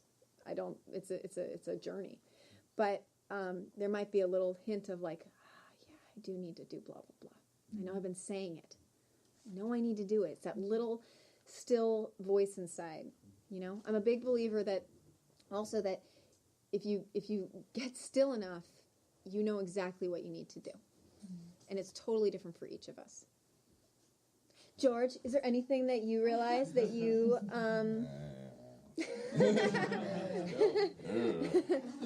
Really, it was that last one, the five confidants. As I was writing, I was like, wow, I need to broaden my base. I was like, oof. Because, and it was what you just said, too, and it's stuff that has been on my mind lately. It was like, this is the same people that I've been going to, and, well, the definition of insanity is doing the same thing over and over again and expecting a different result, right? And I've been considering broadening my base, but I guess... Well, we've known each other for a long time, and I'm not used to asking for help. Yeah, being vulnerable I'm is not scary. used to it at all. I am used to, I'll take care of it. Yeah, I'll do it. I got it. I got it. No problem. It's okay. Wait. Yeah. But I also come from a family that's very much, if you want something done right, you do it yourself. You know? So that's a hard lesson for me to figure out. And one of the things that I wrote in my book, I can say that. Yeah. You can. I wrote this in my You're an book. author. That is She's an on author. It is on I sale. wrote this in my book. Is that and I'm stealing it from, I'm sure, a million people, but specifically Brianna Brown, who I think is an amazing author. I do recommend her books. I try to give other people credit because in no way am I saying I figured it all on my own, because I didn't, of course. But is that there's strength in vulnerability, right? But I also believe, I believe that if you have a strong purpose, if you have a strong why as to why you're doing what you're doing, if you're doing it for something bigger than just yourself, if you know that when you are able to be of a platform and make a difference, you're going to really make a difference to help whatever it is that you're passionate about. People want to help you. I go out of my way, my husband goes out of his way to help people, not just because they're talented. Everybody's talented, or you got to be talented to survive in this business. But because if someone's a good person and they have a purpose bigger than just themselves, I'll go for bat for that. But other people I know that are very talented that have a really wishy-washy why, oftentimes disappoint me. I've oftentimes regretted being like, hey, you should meet my agent. I'm like, great, you let them down. Yeah. But that's really more of a reflection of how they do one thing is how they do everything. Right. So I believe that there is strength in vulnerability, and people want to help you be vulnerable with other people because people want to help people who want to add value. Anyone else? Well, let's jump into questions. If they want to share, they can jump into questions as well. So Yeah, let's get sure, into sure. that. Yeah. Yeah, before we wrap it up. Who's first? Questions from the audience. Come on, don't be shy. Yeah. Yeah. Stand up. Stand up. The mic's there. Mike's right here. Oh yeah, the mic. I didn't know if you were pointing at me. Yeah. Do I pull it down? Oh, you don't have to, but if you Oh, want to. okay. I thought It's we were over there. karaoke for a second. He's gonna break out into song. Yeah. Thanks for coming out. I just wanted to see. My first question was how do we get involved, but he already answered that. So You did my job. I got you guys. my second question was what coaches have you worked with that you recommend that you can test for? There's so many, but I really do believe it's a personal journey. So I don't want to be wishy-washy with that, but I do think, like, I don't know what your creative journey is supposed to be. I don't know what you're supposed to learn from who and why, you know? So I'm a big believer in don't stick in an acting, and I hope this doesn't offend anybody, but don't stick in an acting class for longer than 2 years. I try to kick them out after a couple of years. Yeah. They get too comfortable. You get too comfortable. You get too comfortable. Now, I've been at a certain studio for longer than that, but I made a point of switching classes. I'm also a big believer in go where you're not the best person, but you better become the best person. Here's why. If they're in class, they're not competing out in the real world. Because when you're competing out in the real world, when you're like on set, you're not able to take class. So that's why you better be the best damn person in your class so that you have the ability to compete when those jobs open up against the people who do it 16 hours a day. Right? I was in my 20s, I was taking 3 acting classes a week. I was private coaching on every single audition. I needed to get my 10,000 hours in. I needed to get my confidence. Right? But then later, after I got the hang of certain things, I never coach. I don't need to. If I want to, I could. I can. I know how to private coach for certain things where I felt it. I needed to do it. But I trust my intuition. And so a lot of it's learning how to trust yourself. You know, whatever that method is for you. And I've seen certain people that have just like such a natural ability, and confidence that they just always trust themselves. I'm like, that's amazing. But I'm like, good, way to go. But from my background and what I had to learn, I also think like take different things that inspire you, but also like take scene study classes, but learn how to be really fucking amazing at auditions. Because it's a different beast. And that's what you need to be good at. And again, that goes back to like knowing how to act and then being able to be a good business person and be able to be really good in a room. I mean, it's weird. It's so weird. I remember I had this one audition where I had to go in, act totally sane. Not that I'm not sane, but go in and act totally sane and like, hi, nice to meet you. Oh, great. Yeah. Oh, you're going to ask about my resume. Great. Okay. Da-da-da. And next scene is my baby's dying inside me and I have to abort it and like all this stuff. So then I have to be like, okay, hold on a second. And this is like emotional scene. And then the next scene was, hold on a second. Hi. And then I had to be sexy. I had to be sexy and flirty, like a whole other thing. And then end it and be like, so, it was great to meet you guys. Any questions? You want me to see it any other ways? Okay, no, okay, bye. You know, and I'm like, that's insane. That's insane that I have to be able to manipulate my emotions from being totally grounded and professional, be like, you trust me with millions of dollars to put behind my name. I will bang this out and let me show you how I can go from 0 to 60 to totally batshit crazy. Fine. Now I'm going to be not crying and sexy and flirty, and now I'm going to be normal again. I mean, I left there and I was like, I killed it. Yeah. But that's crazy. That's crazy. Those are my what am I doing with my life moments? Like, what am I doing? I didn't get the role, but I was like, they did call and specifically like say what a great job I did. So I was like, okay, good. Especially when they're asking me questions about my resume. I'm like, oh, now I need to like be a person. Talk about this like a totally other thing when in the back of my mind. Complimenting your top or your shoes or something. I was like, shoes, I got them on sale. Yeah, thanks. Yeah, hold on while I think of my baby aborting thing. Okay, so any other questions? about auditioning. Do you have a process besides learning the scene and the intent and all your work you do on the script? But is there like something you do just to make sure you're grounded when you go into a room, or is there any process? Because I watched Russell Crowe, and he says he does certain things back in the day. So when he went into the room, he's pure confidence. You know. You mean like a ritual? Yeah, something like that. Yeah, I think pure confident is probably rare. Yeah. Right? But that's awesome if he's always purely he said confident. He did something for himself. He set out a task. And right. he Like an athlete.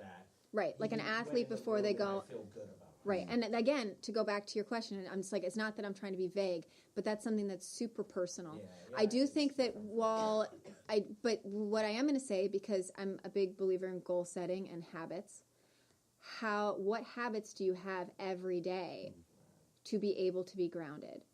And I wrote this in my book, but on sale. On sale. So ridiculous. And this isn't any new information. If you listen to like Tim Ferriss' podcast, if you listen to Anthony Robbins, if you listen to like people who help support people that are of the highest quality, like CEOs and athletes and, people that are just excellent at what they do, they all have some sort of daily mindfulness routine, usually in the morning, often in the evening as well. And so it's habitual. It's as simple as habitualizing it. But the thing is, it's so easy to be like, but I gotta check social media, because we have an addiction to it. I've been easy. Going to bed with the phone in the other room. Yeah. So I don't check that social media first thing in the morning. Right. It's like how you start your morning and how you get your brain focused. If you think of your brain as a muscle, which it is, and the synapses in your brain and where they're used to firing, we can change the neural pathways, and I might just be repeating this for a lot of you that probably know this, but you can change the neural pathways in your brain by what habits you have. It's why we don't have to think about driving. We just hop in the car and we know how to do it. It took us a while to figure out, and then we just do it. Well, certain, and it goes back to if there's something I don't know, it means there's something I don't know yet, right? Sometimes we've picked up really bad habits.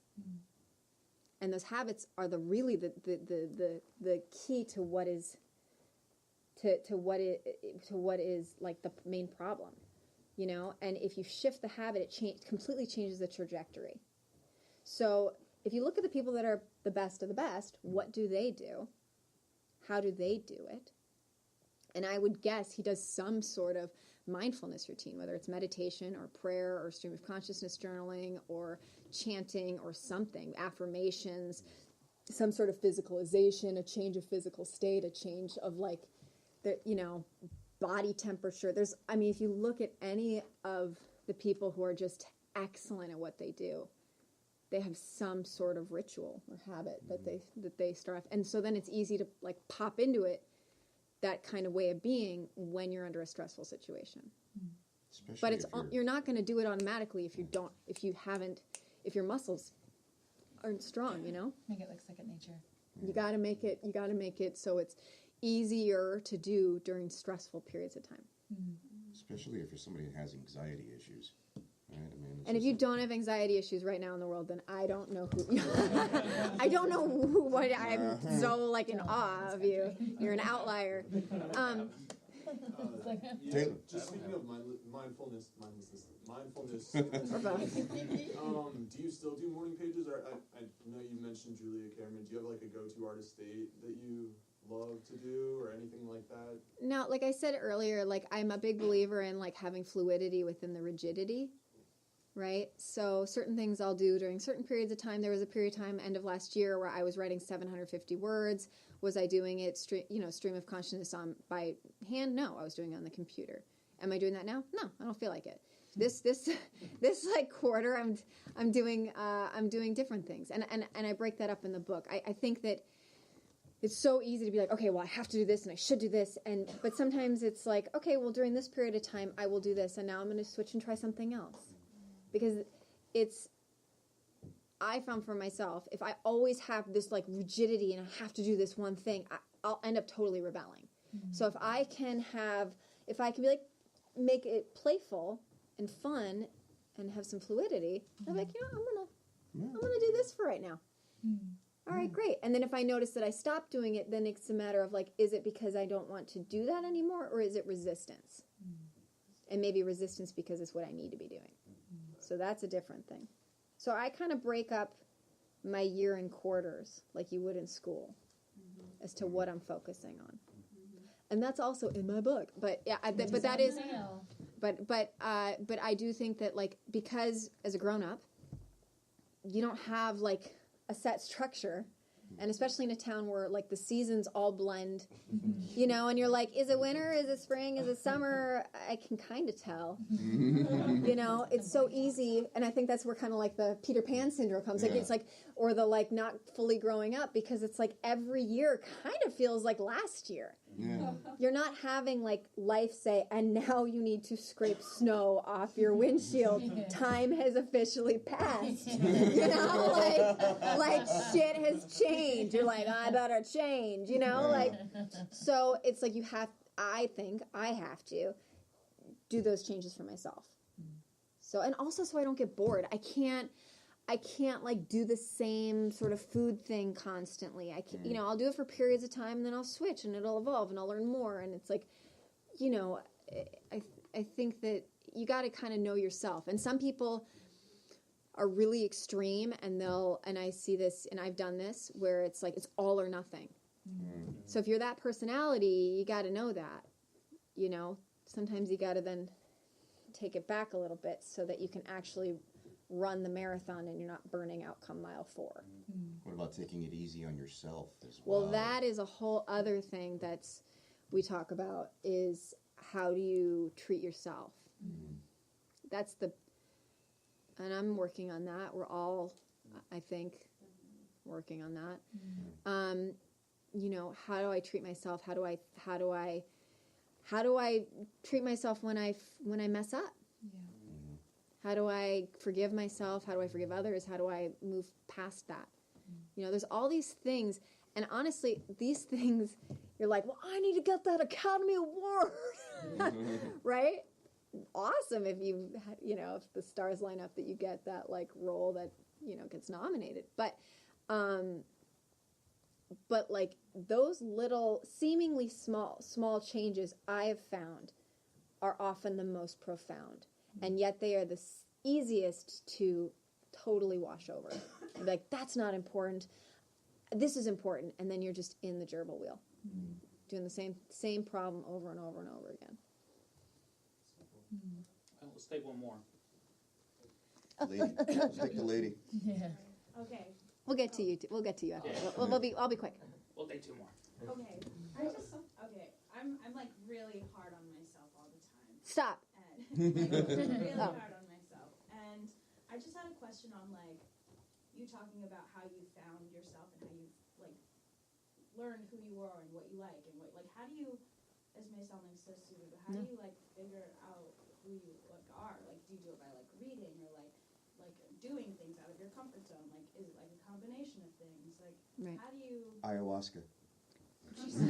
For some people, No. We're not allowed to say that in a class. No, that's a great question. First of all, I think it's so easy to be hard on yourself.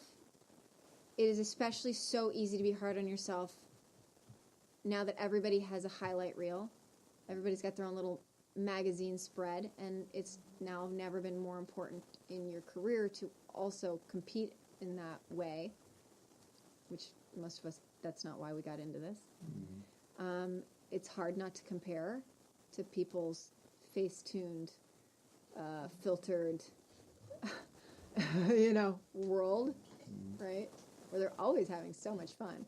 But by the way, I've totally been on the floor, like, sobbing my eyes out and been like, totally posting a hot picture of me. Like, nobody knows. Nobody knows I'm like snot and I'm hard. I need to put a hot picture up.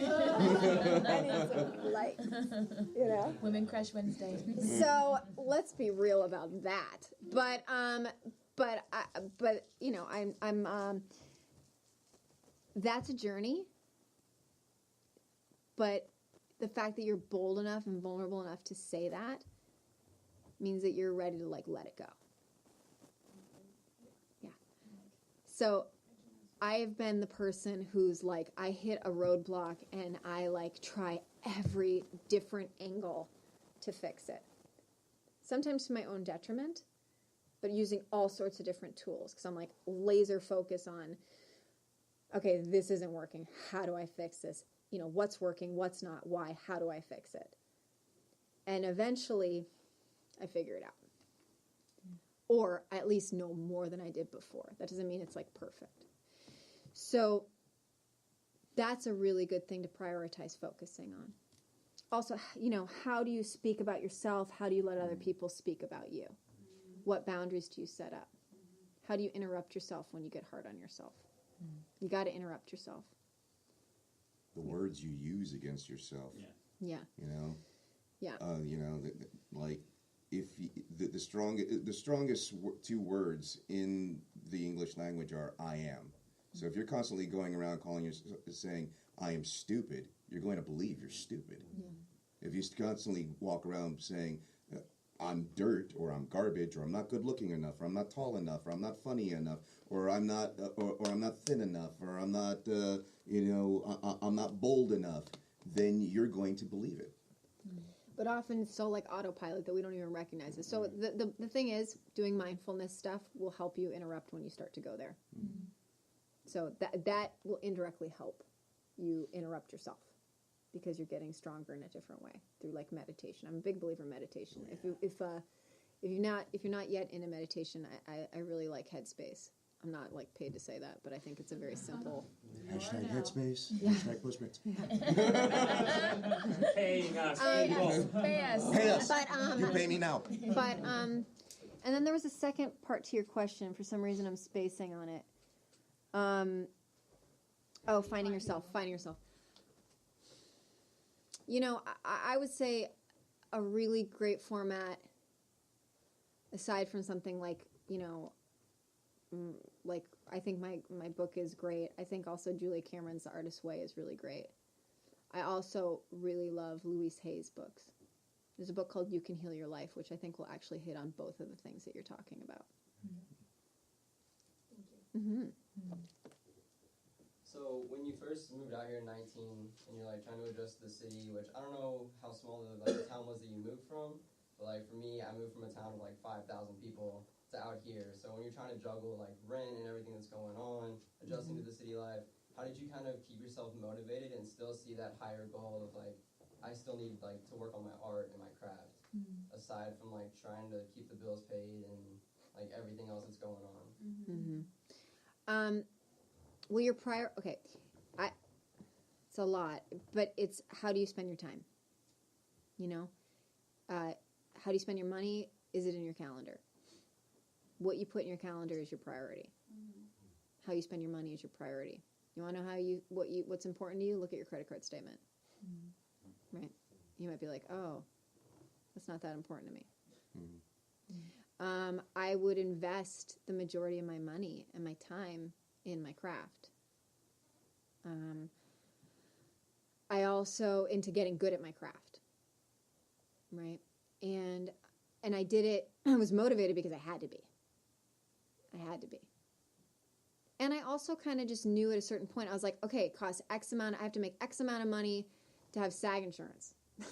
Yeah. And so I was like, cool, I gotta do that. And it wasn't until, I don't know, I was in my very early 20s. I think I was like 21. I went and I sat down with my commercial agent at the time, Nick Terzian, who's awesome. I still have him as like when for campaigns. And I will never forget, he sat me down. He basically gave me like a commercial seminar, like dress like this and do this and blah, blah, blah, and blah, blah, blah. And he said to me, he looked me right in the face, and he said, Brianna, the only reason you are not making six figures is because of you.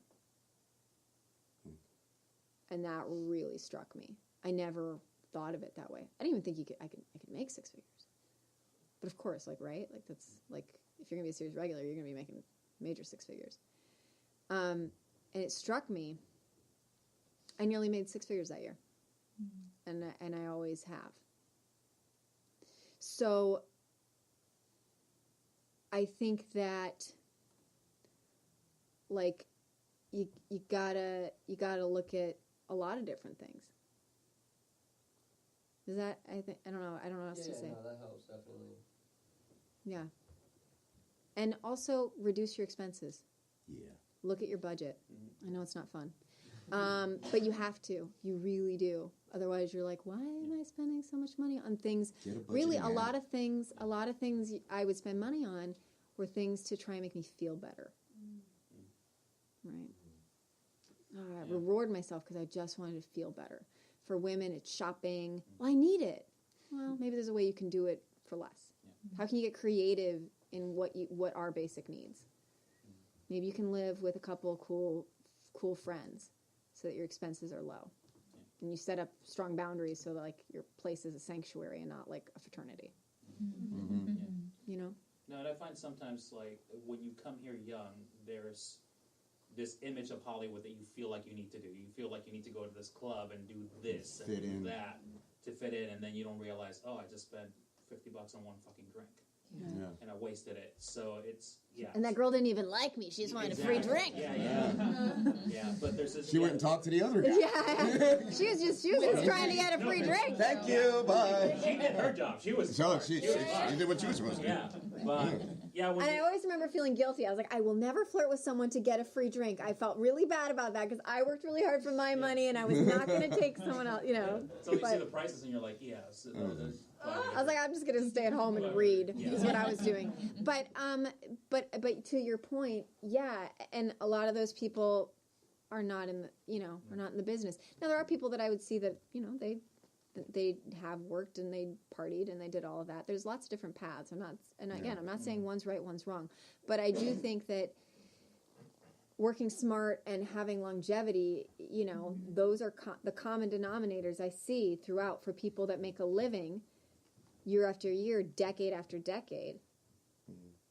They have strong habits, healthy habits. Maybe they're not perfect in all areas, but they do. And you also need to remember, only the top 2% of SAG actors make a living. And that doesn't mean they're making a living year after year or decade after decade. So if you're not willing to really work really, really hard and really, really smart, then you don't have a strong why.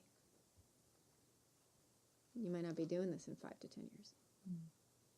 It's a marathon, it's not a sprint. Or you might be doing it, but you're not really that fulfilled, and you're not focusing on other things that actually are what you really, really want. Men and women, I've seen that. So, not to end on a low note. No, we got some other stuff going on. We're going to wrap this up. I appreciate it, but we got a couple of segments that we need to do. Okay, great. And one is I am stalling because the speaker went off. Stall. Water Bit of butter. There's a book Buzz. Yeah, if you want the book. On that negative note. On that note. I was like, sorry. Well, actually, I'm like, chill, But yeah, if you want a book from kick your ass. If you'd like that, well, today if you'd like a book, it's 25 versus 30, and we can go to the side and do that. But if you'd like to buy the book for the other people, it's you have to go to my website, which is Brianna with 2 N's -brown.com, and it's under the shop. So /shop. I was actually thinking if we could get another female question, because we had a lot of dudes ask questions. Yeah, get one more. So while we're stalling, anybody up there? One last one. Great, Sarah Lynn, what do you got? I knew it. Okay. I was really into musical theater and like plays whenever I was growing up. Connected to 137. So I was wondering if like you ever continued with that after My Fair Lady, and like if you did Connected any to of that what time that living in LA. Okay. Yes, a little bit. What I found was that whenever I got into a play, I ended up booking work and had to leave. So I think I would have done more plays had I well, I don't know. So what I've done instead is I've actually, the part of me that loves to sing and loves to perform, I've actually created like different opportunities, stage productions. And I've done that through my nonprofit. So where I'm like, you know what, I miss singing. And I'm like, I am going to create a show. And it is going to be to help stop human trafficking. And it is going to be called Freedom to Express. And I get to sing and I get to dance. And that's what I'm doing. Okay, now I got my, I went to that. It was fun. It's fun. And then there's going to be a dance party. And that's going to be fun. So that's kind of what I've done. So, because, I've sang at different benefits. I've sang at... some of the women in the New Hollywood have like a lot of Broadway credits, and like a couple years ago, a handful of us performed in New York to help raise money for Broadway Sniffs Out Cancer, which is cancer sniffing dogs. Or I've been asked to sing at like What a Pair, which is like a one-night performance with a lot of different women of Broadway caliber, and that was to help with breast cancer. So I think. Or not, to help prevent breast cancer. But, so I think getting involved in that sort of way is, a good way to be able to still focus on things that will make a living so that you're not, like, totally booked out. Now, that being said, like, there are certain times in the year where it's smart to be like, you know what, I just need to soak it up and, like, focus for a month and be on a play. But during pilot season is not usually one of them. Yeah. If you're going out. If you're not going out, then you got to figure out, like, what do you need to be doing during that time? And so it is kind of just depend. It just kind of depends on where you're at with your career. But does that kind of? Yes. So if I were you, I would say, like, how can I do things at open mics, or how can I put something together with friends of like-minded caliber? How can I make there be a give back aspect, so something bigger than ourselves, and it's not a showcase. No one wants to go to a showcase. Yeah. Mm-hmm. Yeah. That's really cool. That's good. Well, now we have a couple of regular Well, you guys want to explain it? We got a couple of regular segments that we do on the show. Just a couple of little fun games so that we do end on a high note. Why not? The first one, you get to have 90 seconds with your own personal stalker. Oh, jeez. Yeah. Yeah. And we got a jingle. We have a jingle for it, too. Candy, can I smell your hair? Can I wear it? I want to be you. I found your house. Can I smell your hair? Can I smell your hair? Can I wear it? I am Candy, with the K. Stop it. I'm safe. So hi, I'm Candy, as you could totally tell, and that's how you spell my name. It's K-A-N-N-D-I-E. Make sure you remember both N's, okay, whenever you're spelling it. Anyway, first, I wanted to take the opportunity to say I absolutely love you. I love what you represent. I love your hair. I mean, you have this beautiful package, but inside you have the prettiest heart, because you're just teaching love. You're teaching love to all of us, and for the past, 2-ish hours, you have just been pouring into us so we could be better people and help pay it forward. So just thank you so much for that. But I also wanted to share with everybody else the couple of times that I was digging around to try to find stuff about you. In her trash cans. Stop it. So I had to say one of my favorite things was in True Blood. You were the telepathic fairy, Lita, which, to be honest, she was the best part of the entire show. I mean, nobody really cares about Ted and Sokka. Whoa. Okay, no. Ted and Sokka. Suki. The late Sokka. Suki? Isn't that what I said? That's what I said. Ted and Sokka. But you were the reason to watch the show. No. So thank you so much for just pushing that forward. And she was amazing. And I got stills and their posters and they're framed in my room and it's fantastic.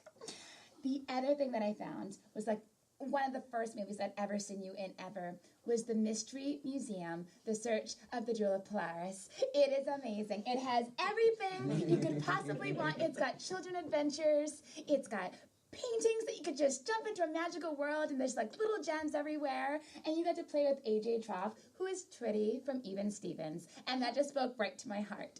And so I just wanted to say thank you for being who you are and for being on our show.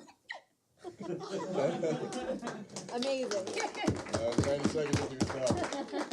Oh, that gets creepier every time. Yeah, it does. Drinking games. Those are drinking games. All right, so this other one, this is a fun one that I find myself playing on set all the time. You probably played it a few times when you're sitting in the chairs and you're kind of bored. Mm-hmm. Take it away, Landis. All right, here we we go. This is Luther, and this is Maribang Kills, Maribang Kills, Maribang Kills, Maribang Kills. With the top 3 of IMDb. Hush your mouth, Trick. I know you did not just call me a trick. So we're playing Maribang Kills, but we're playing it a little bit differently. Instead of objectifying people, we're objectifying movies. Oh. And our choices right now, if we were to personify the Oscar movies, the Oscar-nominated movies right now, would you marry, bang, or kill Get Out, I, Tonya, or The Shape of Water? The Shape of Water. Shape of Water. Yeah. Landis will go first. All right, I will bang the hell out of The Shape of Water. I want that threesome. I want to be between the fish, the mermaid, and me. I'm just going to say that. Marry I, Tonya, because, God, that's a sad story. That was sad. She needs love. And kill Get Out, because that's my personal hell. Like, I would kill me if that happens to me. Yeah, don't mess with my mind. But those are my top 3. All right. Right. See, I would probably marry The Shape of Water because the whole fantasy aspect of it all. And I mean, magic and love conquers all type deal. So yeah, definitely marry Shape of Water. But a hot fish. Have you seen his body? Damn. I love what's on the inside. And is it even gay if on he's the a fish? outside. What is that? I'm just saying, it's a magical story. I lost respect for you. It's like Beauty and the Beast. Like, she loved the inner man, not the outer shell. He was literally a monster. He's literally a monster. Literally. Anyway. All right, so Marry Shape of Water. I would probably bang Get Out because, like, of all the high-intensity emotions all over the place. So, Wow, that would be a roller coaster. Right? It would be a roller coaster. That would be yeah. There would not be a moment of, like, I don't know if I'm interested or entertained today. It's like, no, high emotions and adrenaline. And then kill I, Tonya, because, I mean, put her out of her misery. But why? The pain. Why? Like, all over the place. Just quick death, like, done, go on to a better place. So you want to have a relationship with a guy stuck in his brain, but you want to murder the poor innocent girl who got abused all her life? She wasn't stuck in a tank of, like, water. She got to go out and do things and make life choices. She experienced things. I'm done with it. I'm just saying. Oh, so, would you like to take it away? I have to say, I think yours sound really good. So I'm being kind of a copycat because I haven't seen Signs of Water yet, but I liked your version of that. And then Get Out. Yeah, that sounds like an absolute nightmare. And then Mary, yeah, you feel bad for her. You want her to just feel better. Yeah. So I get that. Yeah. Thank you. Yeah, Thank you. Two Mary smart people in the group. Mary to heal. All right. Mary to heal. Mary to heal. All right. Well, yeah. I get. Well, here's the thing with I, Tonya. As I was watching it, I was thinking, wow. Margot Robbie and Sebastian Stan are really good looking to be playing these roles. They are. They're too good looking to be playing those characters. I'm like, it took me out of the freaking movie. So I'm just gonna bang them because they're just so good looking. They're just banging all the way. I might have to marry The Shape of Water, I guess, because those are my choices. And Get Out scares the hell out of me. I don't want to be. I don't want to go into the sunken place. Yeah, you don't want a white man controlling your body while you're in hell. No. I mean, I've felt like I've been told that I sound like a white man on the phone. You do. You have that voice. Yeah, I do have that voice. I get that. Especially when you open with "I'm George." Hi, this is George. Welcome to Scott Sedita Acting Studios. Yeah. Exactly. Right. So this guy's short and Hispanic. Wait. He's brown. You don't sound brown. So yeah, I guess I would marry Shape of Water, and well, I mean. You got a fish and a meat grill? Listen, I'm just saying. It's going to be a very quiet house. At least it'll be a quiet house. Yeah. I guess I'm the only adventurous one. Well, hey, if you marry them, you still get to bang them. No, that's not the rules of the game. You don't get to. No, you're just there's married. No sex in that's Wait, the rules of the game. are you talking from personal experience right now? No, actually, that's a whole nother podcast where you have to get me again. So, but, no, I'm very open with relationships. But the game is that you're only married to them. That's the whole thing. Yeah, you can't. You only can bang the one that you want to bang. Well, I'd rather bang Tanya then. Okay. Yeah, I mean, did you see them? They're gorgeous. No, it's a sad story. It's a sad story. Sad story. I couldn't pay attention to the story. I was just like, oh. They're all technically sad stories. Sad story. What's sad is the fact that something that happened in my youth is now a history. Yeah. Is now Oscar nominated. No, yeah. Yeah, but you feel it's like our age is becoming historical events are passing now. Like the 90s are now the 80s. I'm like, I was a kid there. No. Fine world. But anyways, that's it'll happen to you too someday. Downer. But all right, so before we go, social media, Twitter, where can we find you? What else are you doing? Any other projects you're working on? Right now, I am just focused on figuring out what I want my next project to be. I'm being pretty darn selective, and I'm focusing on, letting my book get out into the world at this moment. On sale. In case I haven't plugged that enough. You're hilarious. And Manifesting your mission. Manifesting your mission. And under your seats. You get a budget. No, this show is so broke. No. No. We can't afford that. Not in the budget. No. So that's social media. Yeah. So I was late in the game on social media, and then I had people pretending to be me, so that was interesting. Perfect. So yeah. Wait, did you pay them to be you, or they were just lying? I was like on General Hospital at the time, and like people were like, "I'm at Target." I'm like, "What? Why would I be at Target tweeting about being at Target?" I'm definitely on set. I don't know, sales recs suck, or I don't know, anyway. So anyway, I my Instagram is at Brianna, and it's with 2 N's, .Brown __. And then my Twitter is at Brown Brianna. And then my official website is brianna-brown.com. Nice. Yay! Well, thank you so much for being on our show. Well, thank you, guys. Big applause, everyone. Thank you so much. I know we went over, but you gave us a lot. But I also feel it's important. As a woman who's been in this town since 19, I mean, it's important for them to know. And being 21, I've learned a lot. Exactly. In your 3 years, it's been amazing. I learned so much. You want to play us out, Landis? I will play you out. And everyone, again, and to the audience, thank you for coming. Thank you, audience.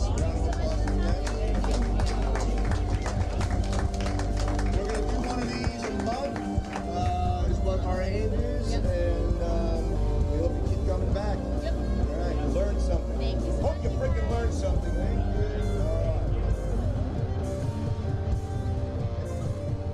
you. Hey guys, it's Jorge.